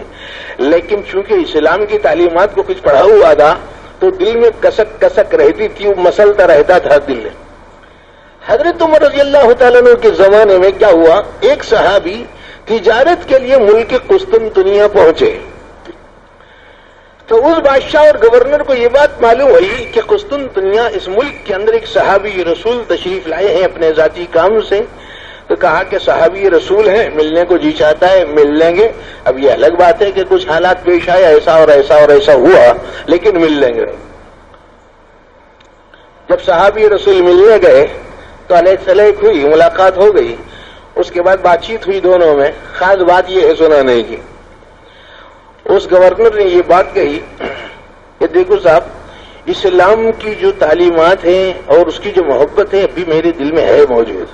یعنی یہ کہ میں جو اسلام چھوڑ تو دیا لیکن اس کے بعد سے سکون نہیں ہے، اس کے بعد سے مجھے سکون نہیں ہے. میرا دل یہ چاہتا ہے کہ میں پھر لوٹ کے اسلام میں آ جاؤں. لیکن ایک بادشاہ اور گورنر، بڑا عہدے کا آدمی اور یہودیوں اور پادریوں اور عیسائیوں وغیرہ کا اتنا بڑا شخص، ایسا یوں ہی اس طریقے سے پھر واپس آ جانا کچھ اچھا نہیں معلوم ہوتا. ایسا کیجئے کہ میری طرف سے ایک بطور شرط امیر المؤمنین کے سامنے ایک بات رکھ دیجیے، یا آپ سن لیجئے. کہنے لگے کہ بولو کیا بات ہے؟ وہ یہ ہے کہ امیر المؤمنین عمر وہ اپنی بیٹی میرے نکاح میں دے دیں. عمر میرے نکاح میں اپنی بیٹی دے دیں. جب یہ بات سامنے آ جائے گی تو میں ان لوگوں کے سامنے مختلف ہیلے کر کے کہا کہ میں بھی کوئی معمولی تھوڑا ہی کام کیا ہوں، بہت غیر معمولی کام کیا ہوں، اس طریقے سے کوئی ہیلا لے کر میں اسلام کی بات لوگوں کے سامنے رکھ دوں گا، لیکن ایک ہیلا چاہیے. تو انہوں نے جو صحابی گئے ہوئے تھے انہوں نے کہا کہ بھائی میں راستہ ایسی کیسی بات کر سکتا ہوں، معاملہ تمہارا ہوگا اور امیر المؤمنین ہوں گے، وہ اپنی بیٹی کے بارے میں جو چاہے مشورہ کرے، مگر میں تو نہیں دے سکتا. کہا کہ ایسا کرتا ہوں کہ تمہارا یہ پیغام پہنچا دیتا ہوں، تمہارا یہ پیغام حضرت عمر رضی اللہ تعالیٰ عنہ تک پہنچا دیتا ہوں. چنانچہ آئے اور حضرت امیر المؤمنین حضرت عمر رضی اللہ تعالیٰ عنہ کے سامنے سارے حالات سنا دیے کہ وہ شخص اسلام لانے کے لیے تیار ہے، لیکن یہ کہتا ہے کہ امیر المؤمنین اپنی بیٹی دے دیں. چاہے وہ اس کے بعد قبول کرے نہ کرے، لیکن پہلا عنوان یہ قائم ہو جائے گا۔ تو حضرت عمر رضی اللہ تعالیٰ عنہ نے جو بات کہی ہے وہ آپ سے عرض کرنا ہے، وہ یہ ہے، یوں فرمایا کہ ملک روم کے فلاں یہودی جو ارتداد کو چھوڑ کر اسلام قبول کر رہا ہے اور وہ اسلام میں آنا چاہتا ہے، اور اس شرط کے اوپر کہ وہ میری بیٹی اپنے نکاح میں لے لے، تو آپ وہی وعدہ کیوں نہیں کر لیا؟ اسلام کے لیے عمر کی بیٹی ایک معمولی بات ہے۔ اسلام کے لیے قربانیاں پیش کرنے کی بات چل رہی تھی نا، تو اصل میں بات یہ تھی، انہوں نے کہا کہ تم وعدہ کر لینا تھا۔ بولے صاحب میں وعدہ کیسے کر سکتا، بیٹی تو آپ کی تھی، معلوم نہیں آپ کیا جواب دیتے۔ تو فرمایا کہ اسلام کے لیے کیا میں اتنی قربانی نہیں دے سکتا کہ ایک شخص اسلام میں داخل ہونا چاہتا ہو اور میری بیٹی اس کے نکاح میں جاتی ہو، تو یہ کوئی بڑی قربانی نہیں ہے۔ تو صاحب اب کیا کروں وہ فرمائیے۔ تو فرمایا ملک قسطنطنیہ کا سفر کرنا، اس بادشاہ اور گورنر سے ملنا اور کہنا کہ امیر المومنین عمر ابن خطاب کی بیٹی حاضر ہے اور تم اسلام قبول کرو۔ چنانچہ اس پیغام کو لے کر ملک میں داخل ہوئے، ملک کے اندر داخل ہوئے، جہاں پر وہ یہودی رہتا تھا اس مقام پر داخل ہوئے۔ لیکن جس وقت آپ اس ملک میں، اس شہر میں داخل ہوئے، اس وقت وہ جبلہ بن اہم نام کے شخص کا جنازہ نکل رہا تھا۔ یعنی نہ اس کے قسمت میں حضرت عمر کی بیٹی تھی، نہ ہی اس کے مقدر میں اسلام تھا۔ لیکن بولنا یہ ہے کہ اللہ کے خاص بندوں نے اسلام کی اشاعت کے لیے قربانیوں کا جو مزاج چھوڑا، وہ بڑا عجیب اور غریب مزاج ہے اور انتہائی اعلیٰ ترین مزاج ہے۔ کوئی معمولی بات نہیں ہے قربانیاں۔ آج ہم لوگ قربانیاں دیتے ہیں 5-10 روپے کی، تو سمجھتے ہیں ہم بہت بڑا کام کر گئے۔ ملت کے عزیزو، ایسی بات نہیں، بڑی قربانیوں کے بعد اسلام زندہ ہوتا ہے۔ ہاں اسلام زندہ ہوتا ہے، لوگ آسان سمجھتے ہیں مسلمان ہونا، اسلام زندہ ہوتا ہے ہر کربلا کے بعد۔ یعنی حالات کے اعتبار سے انسان کو بہت سی قربانیاں دینی پڑتی ہیں۔ اسی لیے میں آپ سے اس بات کی گزارش کروں گا کہ مدارس عربیہ ہوں اور یا مکاتب قرآنیہ ہوں یا حقیقی خانقاہیں ہوں، ان کو صحیح نہج پر چلانا، ایثار اور قربانیوں سے کام لینا، ایک دوسرے کے ساتھ عفو درگزر کا معاملہ کرنا، زیادہ سے زیادہ اپنی خدمت کو پیش کرنا، اور اس کے لیے جس اخلاص کی، جس للہیت کی، جس ایثار کی ضرورت ہے اس کام کو کرنا چاہیے۔ حضرت مولانا یوسف صاحب رحمۃ اللہ علیہ ارشاد فرماتے تھے، فرمایا کہ دیکھو تم سورج کی طریقے سے ہو جاؤ، سورج کی طرح ہو جاؤ۔ سورج کیا کرتا ہے؟ جب وقت پر نکلتا ہے وقت پر ڈوبتا ہے، آگے پیچھے نہیں ہوتا۔ اللہ کو جب منظور ہوتا ہے تو نکلتا ہے، اور اللہ کو جب منظور ہوتا ہے تو وہ ڈوب جاتا ہے۔ تو اسی طرح تمہارا کام بھی مسلسل ایسا ہی ہونا چاہیے۔ دوسرا کام یہ ہو کہ سورج یہ نہیں دیکھتا کہ سنی کون ہے، وہابی کون ہے، دیوبندی کون ہے، بریلوی کون ہے، پھول کون ہے، کانٹا کون ہے، گوبر کون ہے، پھول کون ہے، یہ نہیں دیکھتا۔ اس کا کام ہے روشنی پہنچانا، بس پہنچا دیتا ہے۔ ہمارے اندر اتنا مزاج بھی نہیں جی، ٹوپی کسی کے سر پہ نہیں رہی تو سلام بھی کرنے کو تیار نہیں، کسی کا لباس بدلا ہوا رہا کلام کرنے کو تیار نہیں، کسی کی صورتحال ظاہری طور پر ایسی ویسی رہی تو ہم سلام کلام کرنے کو تیار نہیں۔ ایک وہ وقت تھا چشتی بزرگوں نے وہ نقوش چھوڑے، حضرت چشتی اجمیری رحمۃ اللہ علیہ نے، حضرت حکیم الاسلام رحمۃ اللہ علیہ نے اپنے خطبات میں لکھا ہے، ایک حوالہ دے کے یہ بات لکھی ہے کہ حضرت چشتی اجمیری رحمۃ اللہ علیہ کے ہاتھ پر قریب 1 کروڑ لوگوں نے توبہ کی ہے۔ ایک وہ مزاج تھا ان کا، زبان کی وہ مٹھاس، دل میں وہ الفت اور محبت کا ایک دریا تھا، جس کی وجہ سے ساری دنیا اس محبت کے میدان میں داخل ہو رہی تھی۔ کوئی بچوں کا کھیل ہے کسی غیر مسلم کا اسلام میں داخل ہو جانا، کوئی معمولی بات ہے۔ ہم نے کچھ نقوش چھوڑے، ہم بھائی سے نالا، باپ سے نالا، بیٹی سے نالا، ساس سے نالا، بہو سے شکوا، چھوٹے بڑوں کے درمیان میں آپسی رسہ کشی اتنے زیادہ، علمان الحفیظ، یہ ہم لوگوں کی صورتحال ہے۔ ایک وہ حضرت چشتی اجمیری رحمۃ اللہ علیہ کا مزاج تھا، کیا اپنا کیا پرایا، سب کے سب اسلام میں یدخلون فی دین اللہ افواجا کا اعتبار تھا۔ حضرت عبد القادر جیلانی رحمۃ اللہ علیہ جب سواری پر سوار ہو کے جاتے تھے، معمولی آدمی نہیں تھے، بہت کروڑوں پتی آدمی تھے، مال اور دولت خوب اللہ فراوانی کے ساتھ اللہ پاک نے دیا تھا. 5,000 7,000 مہمان ان کے پاس کھانا کھایا کرتے تھے. روزانہ نیا جوڑا پہنتے تھے. ہر ہفتے اور 15 دن میں ایک بار اپنا شوز بدل دیتے تھے. اور جب ایک مرتبہ روزانہ نیا جوڑا پہن کر پہلا کل والا جوڑا کسی غریب کے حوالے کر دیتے. آج ہے ہم لوگوں میں مزاج ہے غریبوں کو بخشنے کا, عطا کرنے کا, داد و دہیش کا, فیاضی کا, کھلانے کا, پلانے کا. کیا وہ بات حضور اکرم صلی اللہ علیہ وسلم کی یاد نہیں ہے کہ کیا یہ سیرت کا تعلق نہیں ہے اس بات کا کہ جس میں ایک صحابی نے یہ بات پوچھی, ای الاسلام خیر یا رسول اللہ, اے اللہ کے رسول صلی اللہ علیہ وسلم بہترین اسلام بتائیے, وہ کون سا اسلام ہے جس میں بھلائی ہی بھلائی ہو, بہترین عمل کون سے ہیں؟ حضور اکرم صلی اللہ علیہ وسلم نے ارشاد فرمایا اطعام الطعام افشاء السلام وصلوا باللیل والصلاۃ باللیل والناس نیام. کھانا کھلاؤ, سلام کو پھیلاؤ. سلام پھیلاؤ بولے تو السلام علیکم ورحمۃ اللہ.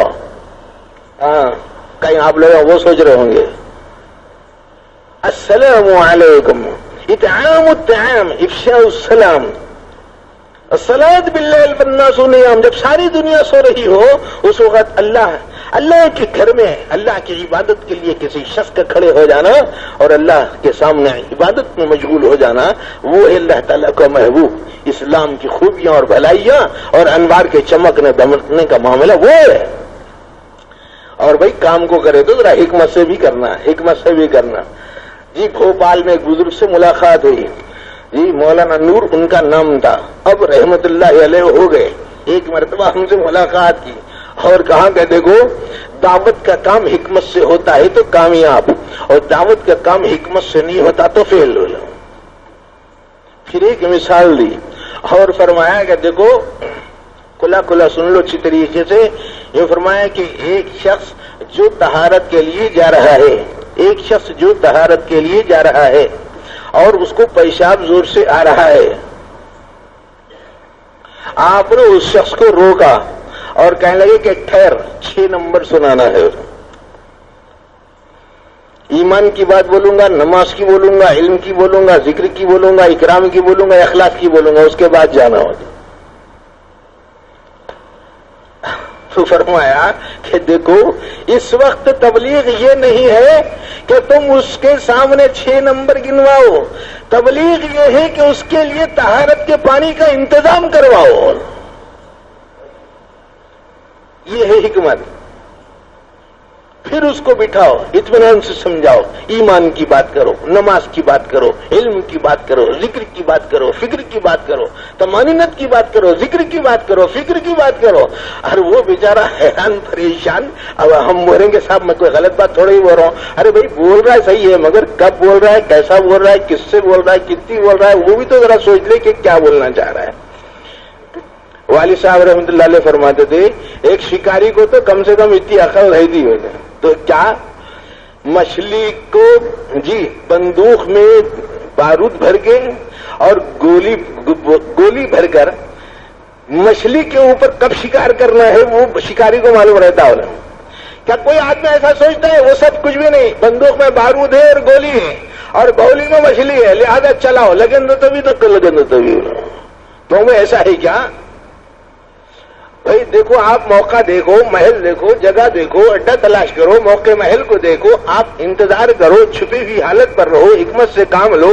جب مچھلی آئے صرف اتنے ہی پر نہیں کہ صرف مچھلی نظر آئے, بلکہ اس بلندی کی اس اونچی سطح پر آ جائے کہ جہاں پر آنے کے بعد گولی کا لگنا یقینی ہو جاتا ہے.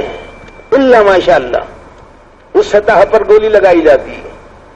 کسی کام کے کرنے کا ایک موقع ہوتا. اسی لیے اکابر دعوت یہ بات ارشاد فرماتے کہ مردم شناسی مزاج شناسی سے کام کرنا چاہیے. مردم شناسی مزاج شناسی سے کام کرنا چاہیے.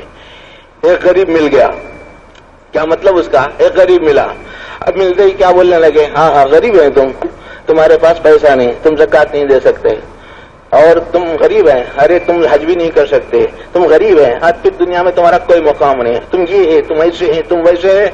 اب وہ بیچارے کو اتنا نروس کر دیتے, ان بیچارہ سمجھتا ہے کہ واقعی میری دنیا میں کچھ کام کا نہیں ہو. ایسی صورتحال پیش آ جاتی ہے. ایسا نہیں, وہاں یہ حدیث سنانی پڑے گی. حضور اکرم صلی اللہ علیہ وسلم نے ارشاد فرمایا, اے غریبوں تم خوش ہو جاؤ, مالداروں سے 500 سال پہلے جنت میں جاؤ گے. وہاں پر وہ حدیث سنانی ہوگی. اب مالدار مل گیا تو اگر آپ کھلے کہ اے مالدار جاتا جہنم میں، مال ہی سب کچھ نہیں، جاتا جہنم میں، ایسا نہیں ہے. حضور اکرم صلی اللہ علیہ وسلم نے ارشاد فرمایا انا والسقی کہاتین یوم القیامہ، میں اور مالدار سقی قیامت کے دن ایسے ہوں گے جیسے شہادت کی اور بیچ کی انگلی دونوں ساتھ ساتھ ہیں. میرے دوستو، میں جو بات کہنا چاہتا ہوں افراط اور تفریط سے بچ کر کہنا چاہتا ہوں. ہم افراط کے بھی قائل نہیں، تفریط کے بھی قائل نہیں، راہ اوسط کے قائل ہیں، اسی کی طرف مائل ہیں، اسی کی دعوت ہے. اور یہ دعوت نہ صرف دعوت ہے بلکہ معرفت کی دعوت بھی ہے. یہ اعتدال اور حد اوسط ہم میں آنا چاہیے. ہم میں بہت افراط اور تفریط پیدا ہو گئی ہے اور صورتحال یہ ہے کہ ہم لوگوں کی حالات بہت زیادہ بگڑے ہوئے ہیں. ہر لحاظ سے نہ ہمارے عقیدوں کی بھی کافی اصلاح ہونی ہے اور عبادات کی بھی اصلاح ہونی ہے، معاملات کی بھی اصلاح ہونی ہے، اخلاقیات کی بھی اصلاح ہونی ہے. عقیدوں کے بارے میں کیا کرنا ہے بھائی؟ جی حضرت والد صاحب رحمۃ اللہ علیہ فرماتے تھے کہ بھائی دیکھو ایک ہی ایمان کا اجمال، چند جملوں میں عرض کر رہا ہوں. حضرت فرماتے تھے آمنت باللہ کما ہوا باسمائہ وصفاتہ وقبلت جمیع احکامہ، میں ایمان لایا اللہ پر اور اس کے اسماء اور صفات پر جیسے کہ وہ ہے، جیسا کہ وہ ہے اپنے ناموں اور صفتوں کے ساتھ. کیسا ہے بات کے مسئلہ، لیکن اجمالی ایمان یہ ہے کہ جیسا ہے ویسا مانو، جیسا ہے ویسا. کیسا ہے وہ تو اہل اللہ سے ہی پوچھنا پڑتا ہے کہ اللہ میاں کیسے ہیں. ہاں والد صاحب فرماتے تھے کچے مولویوں نے خدا کو عرش پر بٹھا دیا اور پکے ملحدین، کچے اور پکے ملحدین صوفیاء جنہوں نے طاقت و تاراج کر دیا علوم معرفت کو، ہر ذرے کو خدا بنا کے چھوڑ دیا. ایک طرف کچے مولویوں کا وہ حشر ہوا اور دوسری طرف پکے ملحدوں کا یہ حشر ہوا. راہ اوسط چھوٹ گئی، افراط و تفریط کے چکروں میں لوگ پھنس گئے. راہ اوسط ہے صراط مستقیم، راہ اوسط پر چلو. فرماتے تھے ہم علی العرش پر بھی امن نہ کہتے ہیں اور انی قریبن پر بھی ایمان رکھتے ہیں. وہ ہے راہ اوسط. ہم کہاں پر بٹھا دیا؟ حضرت امام اعظم ابو حنیفہ رحمۃ اللہ علیہ نے ارشاد فرمایا من حصر اللہ تعالی فی جہت الفوقیت یا بالتحقیقیت فقد کفر. ڈاکٹر میر ولی الدین مرحوم نے اپنی کتاب کے اندر حاشیے کے اندر اس روایت کو نقل کیا ہے، ترجمہ میں اس وقت نہیں کرتا اس کا. یعنی منشا یہ ہے کہ اللہ کی ذات عالی کو کسی جہت میں کسی سمت میں مقید اور محصور نہیں کیا جا سکتا. اہل ایمان کا عقیدہ یہ ہے کہ اللہ ہر جگہ موجود ہے، اللہ ہر جگہ موجود ہے. تو اب ایمان لائے اللہ پر، کیسا لائے؟ ذات پر لائے کہ صفات پر لائے؟ لوگوں نے کیا کیا معلوم ہے؟ ہندو بنیادی فرق کہاں پڑ گیا؟ بنیادی فرق یہاں پر پڑا.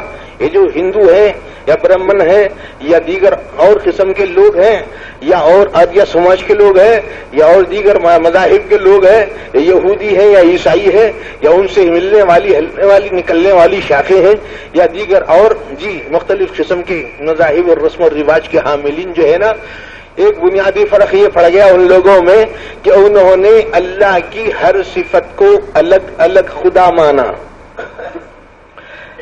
رحم کا خدا الگ، قہر کا خدا الگ، رافت کا خدا الگ، شفقت کا خدا الگ، نعمت کا خدا الگ، عذاب کا خدا الگ. اس طریقے سے مان لیا. ایسا ہوا قہر کا خدا الگ، جبر کا خدا الگ، عطا کا خدا الگ، منع کا خدا الگ. ایسا کر دیا لوگوں نے. رزق کے دینے والا کو الگ خدا بنا دیا، اولاد کے دینے والے کو الگ خدا بنا دیا. والد صاحب رحمۃ اللہ علیہ فرماتے عجیب بات ہے، آدمی اپنے اوپر بھی غور نہیں کرتا. کہتے ہیں کہ صاحب ایک اللہ میں یہ دو مختلف قسم کی صفات کیسی ہو سکتی ہے کہ وہ دینے والا بھی ہو، منع بھی کرنے والا ہو، محبت بھی ہو اور قہر بھی ہو، محبت بھی ہو اور قہر بھی ہو. یہ کیسے ہو سکتا ہے؟ تو فرماتے تھے اب آدمی اپنے پہ غور کرے. آپ تو اکیلے ہی ہے، لیکن بتائیے آپ میں محبت ہے یا نہیں ہے؟ تو ہاں ہے. کیوں میں آپ کو غصہ آتا نہیں آتا؟ تو آتا ہے. اچھا ہنستے ہیں کہ نہیں ہنستے؟ اچھا روتے ہیں کہ نہیں روتے؟ تو ذات تو ایک ہی ہے، صفات متفرق ہیں. تو صفات کے تعدد سے موصوف کا متعدد ہونا لازم نہیں آتا. یہ ہے اسلام کی تعلیم. صفات کے کئی ہونے کی وجہ سے موصوف کئی نہیں ہو جاتے، موصوف ایک ہی رہتا ہے. جیسے ہماری ذات موصوف، ہمارے اندر مختلف صفات، ایسے اللہ کی ذات موصوف، اس میں بہت ساری صفات۔ 99 اسماء و صفات کو سمجھنے کے بعد ایمان سمجھ میں آتا ہے، ایمان کا کمال ملتا ہے۔ تو ایک ہے ایمان کا اجمال، ایک ہے ایمان کی تفصیل، ایک ہے ایمان کی تحقیق، ایک ہے ایمان کی تصدیق، ایک ہے ایمان کی تسلیم، ایک ہے اسلام کا ایمان کا احسان۔ بہت بڑے مراتب ہیں، ان تمام تفصیلات میں ہم کو جانا نہیں ہے۔ ہم آپ کی خدمت میں صرف اہم ترین 2 اشارات دیے ہیں۔ ایک یہ ہے کہ سیرت مبارکہ کا ایک ظاہری پہلو ہے اور ایک باطنی پہلو ہے، اس میں بھی خاص طور پر فکر و عمل کی صحت کا معاملہ ہے۔ اس میں بھی چونکہ فکر و عمل کا راز تعلق علم دین سے ہے، اس لیے اس علم دین کی اہمیت کو فراموش نہیں کرنا چاہیے۔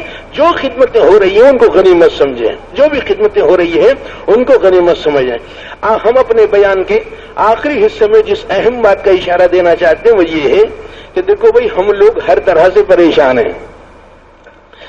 بات ہماری تھوڑا سا یہاں سے عنوان کے اعتبار سے بدل رہی ہے، لیکن سیرت کا ایک حصہ ہے، مگر اس میں آپ لوگوں کی بھلائی ہے۔ عام طور پر اس طرح کے حالات رہتے ہیں، ہم لوگ ہر طرح سے بے چین ہیں، نوجوان بھی، بوڑھے بھی، مرد بھی، عورتیں بھی، بچے بھی، مالدار بھی، غریب بھی، سب کے سب بے چین ہیں، اور کسی کے دل میں سکون نہیں ہے الا ماشاءاللہ۔ کوئی رزق کے حالات میں پھنسا ہوا ہے، کوئی اولاد کے منجھلوں میں دبا ہوا ہے، اور کوئی مختلف قسم کی جائیدادوں میں، اس میں اور اس میں، زمینات میں، مکانات میں، دکانات میں، سونے چاندی کی الجھنوں میں پھنسا ہوا ہے۔ تو اس طریقے سے ہر آدمی اس دنیا میں بے چین ہے، کوئی بیماریوں کا شکار ہے وغیرہ۔ سوال یہ ہے کہ ان بے چینیوں اور بے کلی کو دور کرنے کا شرعی اور قرآنی اور حدیث کے اعتبار سے کیا طریقہ کار ہے کہ ہماری بے چینی دور ہو جائے اور ہم کو سکون نصیب ہو جائے، ہم کو سکون نصیب ہو جائے۔ مجھے معلوم ہے کہ کوئی یہ پوچھے گا کہ صاحب وسوسے دور کرنے کا علاج بتاؤ، کوئی یہ کہے گا کہ صاحب بیماری دور ہونے کی کوئی دعا سمجھاؤ، کوئی یہ کہے گا کہ صاحب فلاں صاحب کے پیٹ میں تکلیف ہے کوئی خصوصی تعویذ دے دو، کوئی یہ کہے گا کہ صاحب کوئی ایسے عمل بتا دیجئے جس کی وجہ سے میری معاش سنبھل جائے، کوئی یہ کہے گا کہ صاحب کوئی ایسا نقشے دے دو جس کی وجہ سے میرا بیٹا دبئی کو پہنچ جائے۔ میں اب ان دفعات کا ذکر کرنا نہیں چاہتا تفصیلات، لیکن صرف اتنا ذکر کرنا چاہوں گا کہ ہم سب کے سب مختلف اعتبار سے عام طور پر بے چینی کا شکار ہے۔ اس بے چینی کو دور کرنے کا جو طریقہ ہے وہ یہ ہے، کیا ہے؟ اللہ پاک نے قرآن مجید میں فرمایا ہے الا بذکر اللہ تطمئن القلوب۔ دیکھو تمہارے دلوں کا جو اطمینان ہے وہ اللہ کے ذکر میں ملتا ہے۔ اس کو آپ مثالوں سے سمجھ لیں تاکہ بات جلدی سے سمجھ میں آئے، مگر وقت کے اختصار کے ساتھ بہت ہی محدود وقت میں آپ سے بات عرض کرنی ہے چند منٹوں میں۔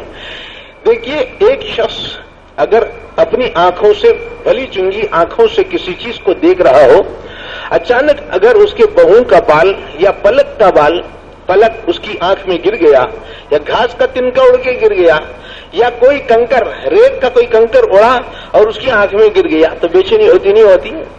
بے چینی ہوتی ہے۔ اب اس آنکھ میں بے چینی آتے ہی سر سے پاؤں تک پورا آدمی بے چین ہو جاتا ہے۔ اب سوال یہ ہے کہ اس بے چینی کو دور کرنے کا طریقہ کیا ہے؟ اس بے چینی کو دور کرنے کا صاف سیدھا طریقہ یہ ہے کہ آپ کوئی ایسی تدبیر کریں کہ وہ کنکر اپنی آنکھ میں سے نکل جائے تاکہ سکون مل جائے۔ ڈاکٹر صاحب کے پاس پہنچے، کہنے لگے کہ ڈاکٹر صاحب کچھ نہیں، آنکھ میں ایک چیز گر گئی، مہربانی کر کے کوئی ایسی تدبیر کر دیجیے کہ آنکھ سے وہ کنکر نکل جائے، سکون مل جائے گا۔ سکون ہو جاتا ہے نا؟ دیکھو، آنکھ سے ایک نامانوس، ناجنس، اجنبی، بیرونی، باہر کی غیر متعلق چیز جب اندر آتی ہے تو بے چینی شروع ہوتی ہے۔ یہ ہے اصل راز۔ جب غیر مانوس، نامانوس، ناجنس، غیر متعلق چیز، غیر متعلق چیز جب یہاں وابستہ ہو گئی تو بے چینی شروع ہوتی ہے، اور جب وہ غیر متعلق چیز غیر متعلق ہو جاتی ہے، نکل جاتی ہے، تو سکون مل جاتا ہے۔ ایسے ہی اس دل میں سکون کے لیے جو چیز اندر پھنسی ہوئی ہے اس کو نکالنا ضروری ہے۔ ایسے ہی دل میں اس مال کی محبت جو بیٹھی ہوئی ہے اس کو نکالنا ضروری ہے، اس کے بغیر آپ سکون نہیں حاصل کر سکتے۔ ایک آدمی کے پاؤں میں کانٹا چبھ گیا، سر سے پاؤں تک بے چین، اب رات بھر بے چین تڑپتا رہا، صبح اٹھ کے پریشان سب سے کہنے لگا، بیوی سے بچوں سے کہ رات بھر نیند نہیں آئی، حکیم سے کہہ رہا ہے، ڈاکٹر سے کہہ رہا ہے کہ صاحب میرے کو کانٹا ایسا دھس گیا ہے کہ نکل نہیں پا رہا ہے، چین نہیں، سکون نہیں، نیند نہیں۔ تو اب اس سکون حاصل کرنے کا راستہ کیا ہے؟ سکون حاصل کرنے کا طریقہ یہ ہے کہ اس پیر میں سے اس کانٹے کو نکال دیا جائے۔ تو جب تک کہ وہ کانٹا رہے گا بے چینی رہے گی، کانٹا نکل گیا اور سکون آ گیا۔ ایسے ہی جائیدادوں کی محبت کانٹے کی شکل میں، سونے کی محبت کانٹے کی شکل میں، اور چاندی کی محبت کانٹے کی شکل میں، بیوی بچوں کی محبت کانٹے کی شکل میں دل میں دھس گئے ہم لوگوں کے۔ جب تک کہ یہ کانٹا دل میں سے کھلکا کر نہیں نکال دیا جاتا، اس وقت تک کہ ہمارا دل سکون میں نہیں آ سکتا، سکون نہیں مل سکتا۔ آپ کا ہاتھ سوج گیا، اس میں کسی وجہ سے مواد آ گیا یا پھوڑے پھنسی لاحق ہو گئے، اب سکون کی آپ کو تلاش ہے۔ ایک ہی طریقہ ہے کہ خون کی اصلاح ہو اور یہ مواد اپنے جسم سے نکل جائے تاکہ پھر ہمیں سکون حاصل ہو جائے۔ جیسے بیجا مواد جسم میں آ جاتا ہے تو نکالنا ضروری ہوتا ہے اور پھر سکون کی سانس آدمی سوچتا ہے، اسی طریقے سے ہمارے دل میں، ہمارے دماغوں میں غیر اللہ بسا ہوا ہے۔